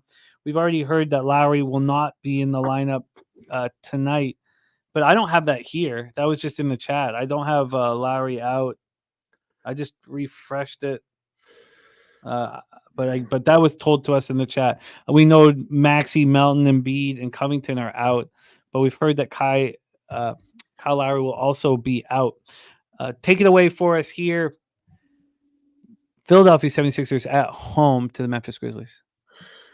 Yeah, man. This is a bummy ass motherfucking game. Yesterday, shout out to our guy Saturated because he said it, man. No Maxey, no bueno. I mean, that's the truth. I said that shit yesterday. I don't know what the fuck Billy the Kid smoking, but goddamn, he liking Philly that much today. I'm gonna pray for you, my guy. I hope they do win. I'm not gonna touch this motherfucking basketball game. I will say this though, people liked Philly yesterday. I didn't understand it. I didn't have enough, I didn't have enough to get to the window with Brooklyn because of all the injuries they got. But I was like, man, what the fuck? I didn't understand it, man. Maxey is the engine for this basketball team. You're literally counting on Tobias Harris, man. I mean, Oubre went for 30 and you still lose to the Brooklyn motherfucking Nets, man, because you can't stop nobody. I mean, you said those guys you named. Now Tobias is your guy. He's the guy now. Like, you want to bet on that basketball team? I don't get it. Nah, man. And they laying 6. God forbid if you made me do it, I'm going with your hat, Jim. Take me to the motherfucking window with the 6. Brizzy's messing this all up for me because I look at 98% of the cash, 87% of the tickets on the Sixers, and the line moving towards the Grizzlies. That makes me just want the Grizzlies. Picks looking at the Grizzlies. You would like the Grizzlies here. Yeah, but I mean, do I have the conviction to say Brizzy's best bet is way off? You need conviction for that shit. And I mean, why? How the fuck does Billy like Philly? What is he? What? I don't understand. Drop in the chat, man. Let me know why. What you think Tobias is gonna go for 25 and 15 tonight, and Oubre is gonna give you 20 plus again? I mean, are they gonna stop anyone? Because they weren't doing that with Maxey. Now they don't got Maxey. I mean, this team is just not bought in on a defensive end either. So I don't see it with Philly, man. Philly's a fade. Philly's a clear fade for me, especially laying 5 or 6. They shouldn't be laying that against any NBA team with that roster they're putting out there. Memphis. God, I mean, they've been in New York and Philadelphia for 72 hours. I hope they didn't party too hard, but and Dan Kelly says you can always fade even the best cappers when they are on their team. Is a good point there. I'm certainly interested in Memphis at this point, but not going to. He said it's a Homer Simpson pick. JPZ in the chat. Peasy knows, man. Peasy knows. And don't forget, you come down to Southtown 101. Peasy going to be doing it up live on stage. Peasy going to be in the essay? Oh, yeah, of course, man. Of course, Peasy going to be rocking with us, man. Of course, he's going to be rocking with us, man. I can't wait. And JP's going to be on stage with LJ. It's going to be dope. So let's roll on next spot on the board. Speaking of LJ, Houston Rockets, Toyota Center in Houston, Texas, welcoming in the LA Clippers, 39-21, 18 and 13 on the road. Look, the Clippers losing to the Bucks without Giannis was great for us who have the Bucks plus 275 to win the Central, but must have been a shock for the Clippers. Do the Clippers bounce back here? They have not been a good basketball team. Westbrook out, Paul George in. I think anybody would make that trade very quickly. There's our guy Perky in the house. Says new life during the week. Drop kids off, go to counseling with the oldest, and it's Perky time. Perky, my man, you're handling everything going on with such strength and dignity, man. Respect to you, my friend. Respect to you, and thank you for jumping in, saying what up, man. Julian Cesario says flight and hotel booked in business. All right, here we go. I can't wait, Julian. I can't wait for all this, man. Clippers are 3-4 since the All-Star break. It's interesting because they'd won 19-24 going into the All-Star break. They've won 3 of 7, 16th fastest pace, 97.5 possessions a game, 47 from the field, just 34.6 from 3. Who's shooting worse than them? The Rockets, 41 from the field and 31.7 from 3, playing at the second fastest pace in the NBA post All-Star break, 103.93 possessions a game. Let's get into the line history here for this one. Rockets on the second half of a back-to-back are 6.5-point dogs. Opened up at 6.5, got up to 7 and came back to 6.5, 7. I'm bouncing all over. Sorry, it's actually 9 minutes ago it moved to 7 again. So it's a half-point move towards the Clippers. From a total side of things here, we are sitting with a 223. This opened up at 224.5, got down to 222.5, still a 1.5 move towards the under. And then cash flow for this one, 57% of the tickets and 70% of the cash on the Clippers, 68% of cash tickets on the under here. Clippers had their 2-game winning streak snapped in a 113-106 loss in Milwaukee on Monday night. It was ugly. Rockets are on the second half of back-to-back after beating the Spurs 114-101 last night. Sengun goes for 45 points and 16 rebounds and 5 steals. He stepped up. Dylan Brooks was defending Wemby and did a great job. I find it difficult to see the Rockets do that again tonight. Take it away for us here, Dutch. Clippers, Rockets. Yeah, man. Shout out to Perky. Hope all is well, my dude. Appreciate you. I think, man, there's levels to this shit. And the Clippers are clearly on another level than the Houston Rockets. And it's been big brother, little brother type shit when these two teams match up. Clippers 8 straight wins versus the Rockets. Last 3, 14-point margin in the last 3 meetings. 7-2 last 9 overall on the road the Clippers have been. You touched on the gym. Little back to average, a little bit back to suspect since the All-Star game. 3-4 coming off, a nice win, nice old school 90s type vibe win against the Minnesota Timberwolves in Minnesota. And then, lost a game where I was actually on Milwaukee, and it didn't look good for 3 motherfucking quarters. And then, Dame time, 4th quarter, and they gave up a huge lead to lead Milwaukee with an L, and actually ended up covering the opening 5 spread, which was a beautiful thing. So I think it's a spot where the Clippers come in ready to rock and roll. Knew they gave away one in Milwaukee. Haven't played the best of late. As you said, I think we'll have more PG with the ball in his hand. The bench is a little light, but Norman Powell has been doing his thing. Dice is nice, rebounding the ball, doing his thing as well. You're going to get a full 110% effort out of him. Any loose ball, he's diving for it. Always going to go for every rebound. You need guys like that on your team. Zubac is back getting in the fold, and of course Kawhi has been doing Kawhi things all fucking year long. So I think they put it on the Houston Rockets here. I really do. I think they smack them the fuck around. Feel good moment here. So give me the Clippers first half, full game. Shout out to our guy LJ. But LA Clippers, man, they're about to handle business in the H-Town. Yeah, I get it. I really get it. I think it's just the perfect spot here, coming off that loss to the Bucks without Giannis. Houston coming off, shutting down Wemby and putting it max effort into it. I agree. I would kind of like the line to be moving a little more towards the Clippers. I expect that to happen once the market matures. We got you the 6.5 minus 108 full game. First half, we get you a minus 3.5 at minus 110. Curious to see what Pinnacle has that minus 3.5 minus 113. My bookie hanging the 3.5 as well, minus 110. So I mean, there had been no move towards the Clippers. This is very strange. First half minus 3.5 minus 110, and the full game minus 6.5 and minus 108. We roll on. Head to Salt Lake City, Utah, Delta Center for the next one. Chicago Bulls 29-32, 13-17 on the road at Utah Jazz, 28-34, 19-11 at home. Bulls are playing good basketball. They're playing good basketball, man. They're Kobe is really good. He's really blossomed this year. They're 3-3 since the break, 96.72 possessions game. That's good for 18th in the NBA. 43.4 from the field, 31.1 from three. They've been shooting poorly, as they have all year. Utah 2 and Von Polo, by the way, likes the Rockets to cover.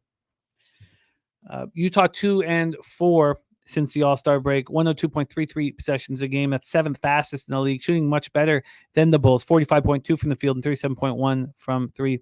Troy Torrance says Bulls would be a max play in this spot if they didn't have the Golden State Warriors on deck. And Doug says this Jazz team is injured as fuck. A lucky lefty on the Jazz money line. But let's talk about the injuries for the Jazz, because it is not nice. Lauri Markkanen with the quad, Walker Kessler with the foot. Keontae George is sick. Taylor Hendricks hurt his toe in the first half of the last game. So it's the Clarkson and Sexton show. Clarkson went for 38, 10 and 7, 10 rebounds for Clarkson. Sexton went for 29.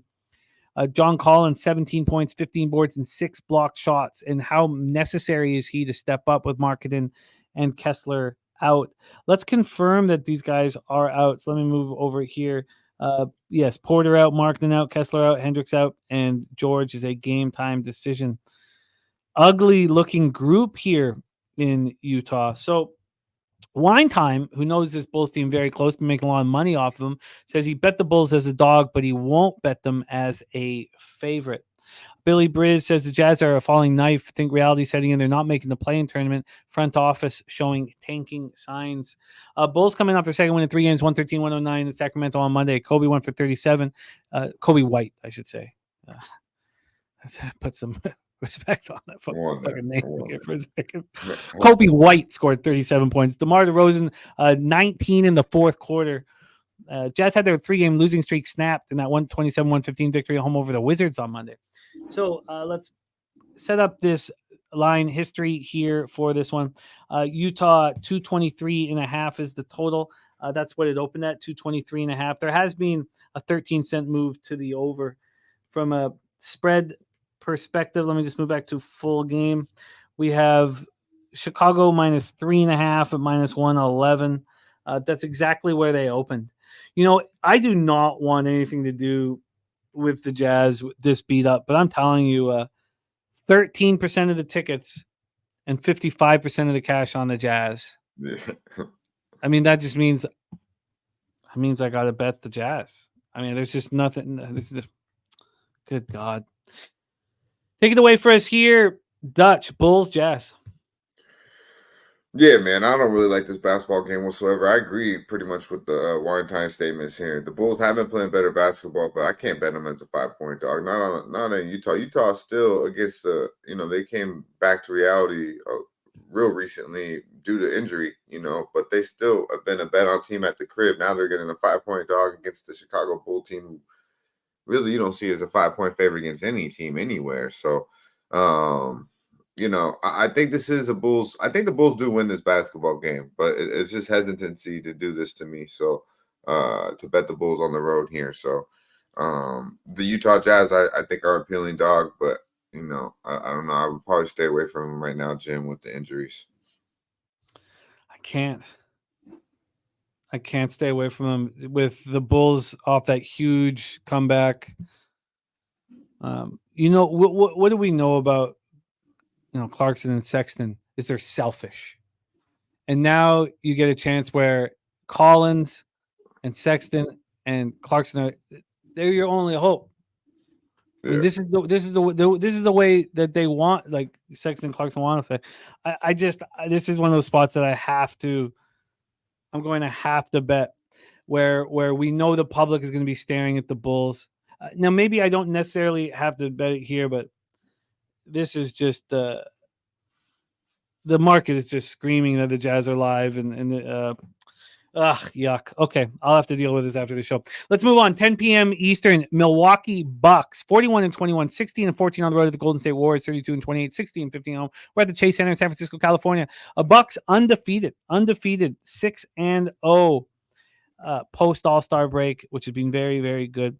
By the way, Troy Torrance saying Bulls 5-1 against spread on the road versus teams bottom 10 in defensive efficiency. Billy Bear says go with the Jazz team total over if you like Utah. Lucky Lefty on the Jazz. Troy Torrance says the market is screaming the contrary, Jimmy. Market efficiency database says Bulls all the way. Not only does your market efficiency database, but how many 90% of tickets say the same thing? Everybody's going to say the same thing. So sometimes you got to expect the public to be fucking losers. That's all. And it's not always going to fit something that you want to bet, and your market efficiency is incredibly, we love rolling with it, but sometimes you just got to bank on the fact that everybody outside's a pack of fucking losers. Warriors are 5-2 since the break, but that doesn't mean they're not coming off a debacle. Dan Kelly says the Warriors' first game back from a 4-game East Coast trip, Milwaukee or nothing. The problem is that 140-88 loss, it was horrific. I mean, how do they not bounce back? We have Wiggins. He's back after attending the personal matter. He missed 4 games. He's going to play. Podziemski missed the last 2 games with the right knee injury. He's expected back as well. I should confirm that is the situation. Yeah, this is a healthy Warriors squad. Giannis still a game time decision. Von Polo says, give me Golden State here. Wine Time says Warriors -4. Haven't got to the window yet, but he thinks that he will. And Von Polo says this should be a Warriors spot. Bucks coming off their 6th straight win, 113-106 at home over the Clippers on Monday. Dame goes for 41. And, Giannis felt pain during warmups. So I don't think he's a lock to play here. I really don't. None of these motherfuckers are anymore, Jim. But yeah, he didn't look good last time in the way he went off the court in warmups. No, he wasn't being, so many times we see Giannis being rested. We know he's going to be back. This wasn't being rested. So that does concern me. This is the Warriors -4, -106. It's opened up at 4.5. So we have a half-point move towards the Bucks. And then from a total side of things here, we have it sitting at 227. This opened up at 226.5, so a half-point move to the over. And then cash-wise, 78% of tickets and 94% of the cash on the Warriors. 79 and 85 on the over. Maybe the best-case scenario is actually, I don't know what. We all know that these teams that get destroyed show heart in their next spot. Wine Time doesn't think Giannis will be playing. Von Polo says doesn't really want to go against Milwaukee. Billy Bridge says the over 227.5 says neither team plays defense. 5 straight Milwaukee unders and 5 straight Golden State Warriors unders. Take it away for us here, Dutch. What a game full of twists and turns and angles. Bucks Warriors. Yeah, man. 50 motherfucking 2. That's the last time the Warriors touched the court. They lost by 52 motherfucking points. Come on now, man. This is Bay business right here. I don't give a fuck if Giannis plays or not. Milwaukee off a huge win against the Clippers, come back, being smacked around by 20 the whole game and find a way fourth quarter to turn it on, get out of, handle business in Milwaukee against a tough LA Clipper team without your big guy, Giannis. Big win, man. Now you got to travel to the Bay where you got a team that just got literally embarrassed. You got guys on this team, guys that, got stripes in the NBA and just got flat out embarrassed against the Boston Celtics. You're getting Andrew Wiggins back. You touched it. And you got a revenge factor in the fact that they lost in Milwaukee by double digits by 11, already this year here in January. There was no Steph in that game, by the way. And the Lakers have been good money of late, man. 11-3 ATS last 14 and straight up overall, Jim. 4-1 ATS last 5 against Milwaukee. You know what you're going to get out of Kuminga now. Clay's been doing okay now coming back here. He'll go back to his position off the bench, which I really like to see. And Steph, obviously, who was pressing early, got 2 all-star breaks and showing that he's still the motherfucking chef. So I like the Warriors an awful lot here, Jim. Give me a first half full game here. It's like I mentioned, it's Bay business, man. They will handle business. The Warriors will come out and motherfucking play. Believe it. Yeah, I get it. First half -2 at -108. Warriors first half -2 at -108. And then full game is -4. And I believe the juice was low. Sorry, let me just grab it again. -4. Oh, it just moved. So -108. 4 -108. All right, let's roll on. Dutch doubling up on the Warriors. I think I'm going to have to stay off of this spot here. We got 2 games left on the board. Another angry basketball team coming up, the Oklahoma City Thunder, coming up their second loss in 3 games, 116-104 at the Lakers on Monday. It's one thing to no show in, I don't know, Salt Lake City.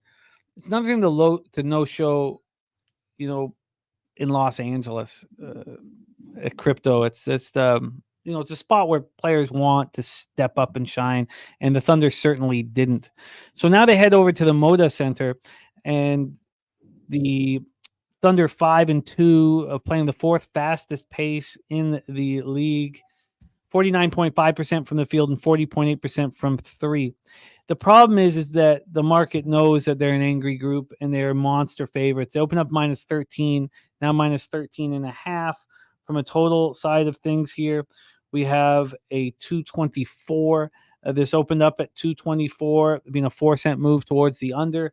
And then cash flow for this one. We have 90% of tickets and 88% of cash on the Thunder to smash and grab. We have 58% of tickets on the under. We don't have any cash information for some reason. Blazers coming off having their 2-game winning streak snapped, a 119-114 loss in Minnesota on Monday.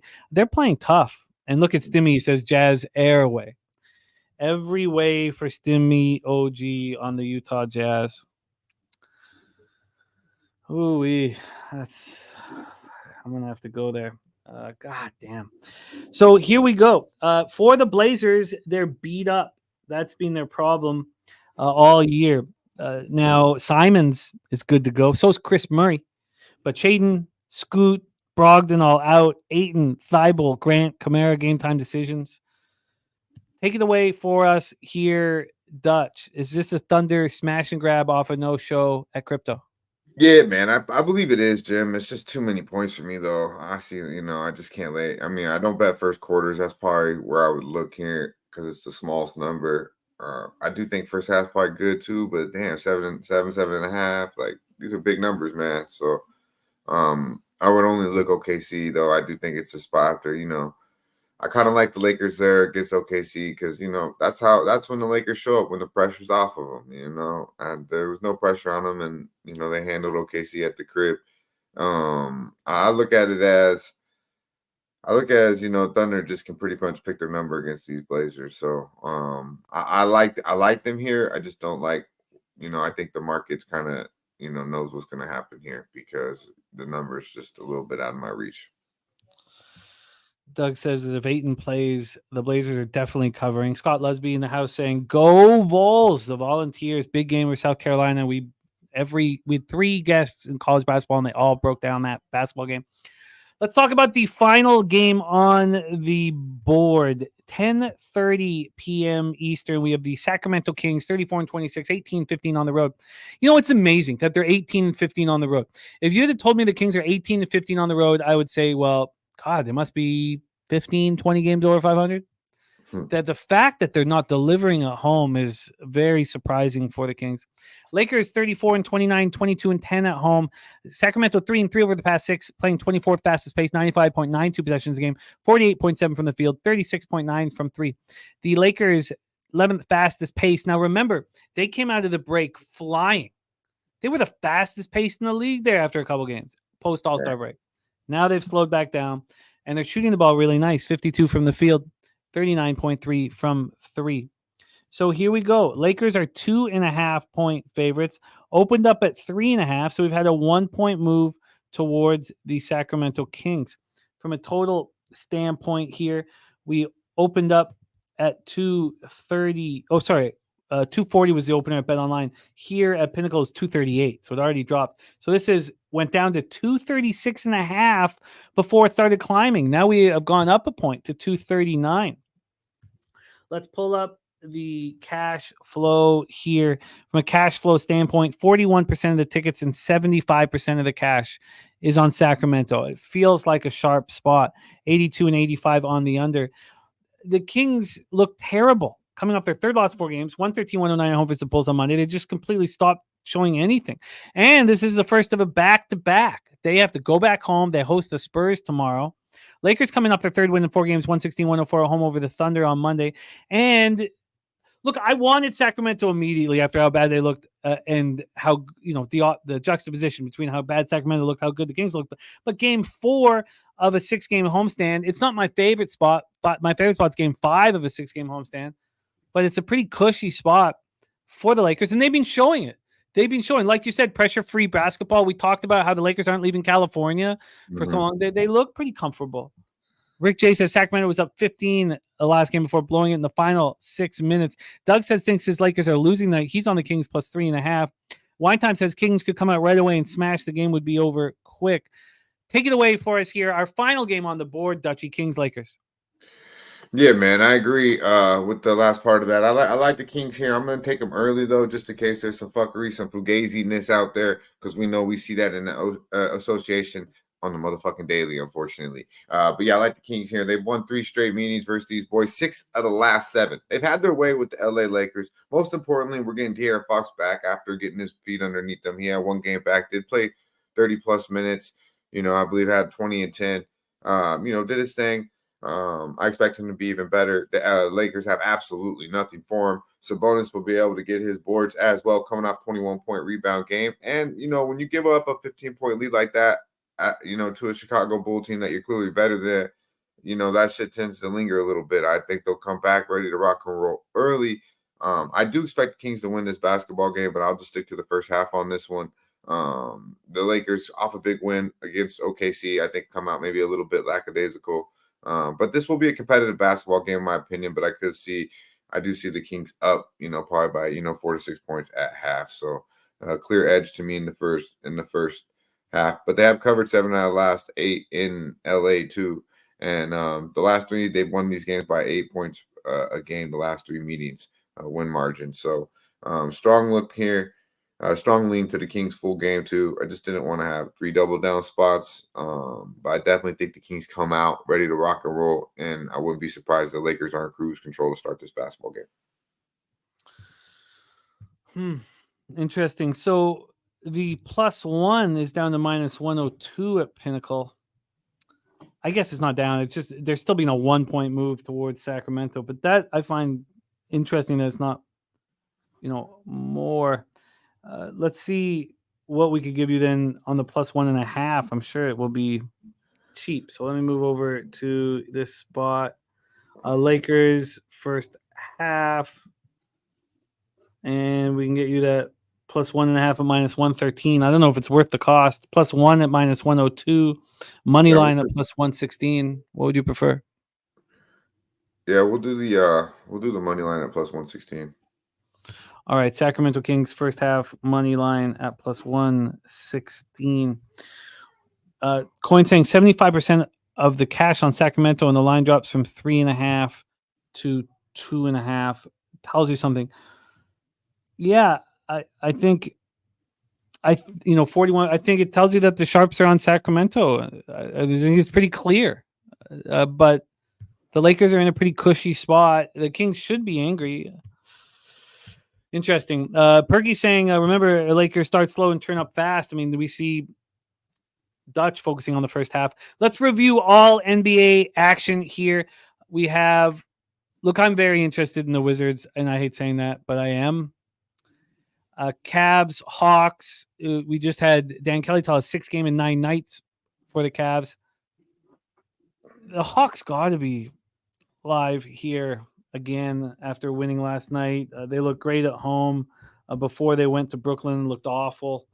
I'm going to have to put some more time into that one, but I'm interested in the Hawks. And, I'm interested in Memphis. 98% of the cash on the Sixers. It's the same situation, with the Bulls. I don't think it's quite as drastic, and I guess I can just sit with this on my own here in a second, but Bulls have 87% of the tickets, but just 45% of cash. I mean, Doug says the Wizards are an atrocity. Yeah, it's not easy. There's a few atrocities in the NBA here. Clippers first half -3.5 for Dutch and full game -6.5. Certainly interested in joining them there. Then the Jazz I find appealing. I'm sure I'll be talking to Troy about this spot after the show because he is warning me not to do it. Warriors first half -2 at -108 and full game -4 for Dutch. Oklahoma City Thunder, Portland, we stayed off, and then Dutch closes up shop with the Kings money line at +116. That is our NBA breakdown. First half, though. Yeah. Sorry, I have it written there, but my apologies. First half +116. There you go, Dutch. Thank you for making time with us, my man. Get that cash. Please support Dutch on X at Dutch Boy Fresh. Dutch, my man. Any last words for the Capper Sport in the show?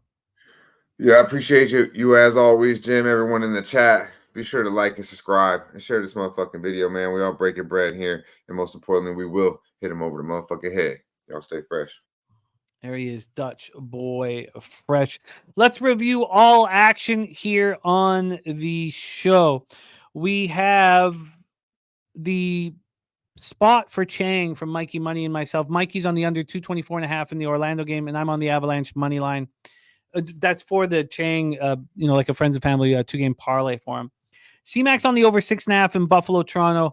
He's on Avalanche -1.5 +127. The spreadsheet play today is Colorado -1. I'm on Colorado -1, and I'm on the under 6.5 in Detroit, Colorado. C-Max on the Ducks at +150. We've already heard Henrique about to be traded to the Oilers. What a great pickup for the Oilers. What a great pickup for any team. Henrique is a defensively responsible, a quality veteran player. He's going to help a lot. Wow, Middlestad traded to the Avalanche. Byram back to the Sabres. Bowen Byram. God, you got to wonder about, oh, wow. Bowen Byram, one of my favorites. Can you believe the Sabres are going to have Bowen Byram, Rasmus Dahlin, and Owen Power on defense? Oh, I love it. I love it, Jim. Wow. And then Casey Middlestad, center for the Avalanche. Wow. Big news. Big news. And Stimmy on the over 6.5 in the Ottawa Ducks game. It's going to be interesting to see who's out there in that lineup. Joe T gave us his best bet on the board. Tennessee, South Carolina over 139.5. Stimmy OG on South Carolina +5.5. Smooth Balls play today. Richmond Spiders -5.5. Taint play today is Butler -3.5. We didn't get a chance to talk about that game, so we haven't been able to talk about Taint, but Taint came in. That sweet flap of skin. Taint play today is Butler -3.5.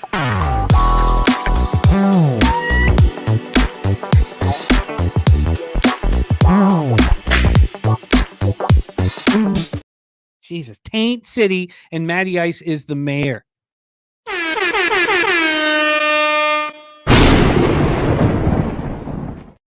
The pig milk play of the day is FDU and Lemoyne under 152.5. Pig milk, I believe, is 7-1. C-Max on St. Francis, Pennsylvania, +14.5. South Carolina Gamecocks +5.5. USC Upstate +5. The under 141.5 in East Carolina, SMU. Iowa State, first half -3.5, full game -7. Tone Miggins gave us the Hurricanes, the first half -3, -115, and he's on the first half over 71.5 as well. Dabra Cadabra going for 60% season long on Tennessee. First half -2.5, -120. And the waffle play of the day is UConn first half -2.5. And even if he pulls the trigger on it, it's the waffle play of the day because he didn't pull the trigger on it here in the show. So even if he does pull the trigger, the waffle play of the day going for 9-0 is UConn first half -2. And Pig Milk's 8-1. Damn. Pig Milk is 8-1. Kamal Adams Black looking at Tennessee State money line. Mikey Money is on Villanova money line +103. Tennessee -5.5. Michigan State -9 and the over 134.5. Justin McKelvey stacks play today is Michigan State -9. Then Mikey's on Arkansas first half -1.5. North Texas +2.5. He is also on South Carolina Upstate Spartans. So that is the corner of CMAC and Pimp Boulevard. Marquette +5.5. Marquette money line for Monsieur Money. Iowa State -7. So there's another corner of CMAC and Pimp Boulevard. Minnesota -5.5, -110. And the Northridge double up. The late night Northridge double up from Mikey Money, which means he will be up very late tonight. That is our show. Kamal saying, what do you think about Ottawa? With the trade deadline, Kamal, and the moves that are being made, the volatility skyrockets. Yes, there's revenge and legitimate revenge. I do not want to be involved in that spot. So here we go. That is our show for today. So I've only made 2 bets. I'm sitting here with just Avalanche -1 and the under 6.5. It's time for me to attack the board here and then deal with the consequences that come. Sometimes they're glorious. Sometimes they are soul destroying. Oldie says Jazz getting hammered on the sharp side. Yeah, I mean, I'll have to talk to Troy about that situation. Here we go. That is our show for today. And let me just finish with the stakes are high and that we must win. And in 2 weeks, we'll all get to do this together in person at the Southtown 101. So let's go out there and get that motherfucking money. Philly Eagle Flyer, Dan Kelly, Old E, Marcus McCarthy, Dan Bonner, Kamal Adams Black, Billy Friedrich, Bo Jackson, Nunya, Andrew G, Art P, Rick J, Fernando Mendoza, Doug, Perky, Bumps, Sanderson, Wine Time Sports, Coin, Robert Franklin, Billy Briz, looking at the Aaron Fox prop, Dan Kelly. Thank you guys, all of you. My dude says DeJounte easily getting 20 tonight. He's on the DeJounte prop. Thank you guys so much. Scott Lusby, Rodney Barton, Patrick Burns, Troy Torrance. Good. Troy Torrance making his second appearance here on the show tomorrow for NBA. Von Polo, all of you guys. DC Capper. Let's go out there and get ours, man. Let's go out there and get ours. Go out there and get fucking ours. Legend! Those bookmakers.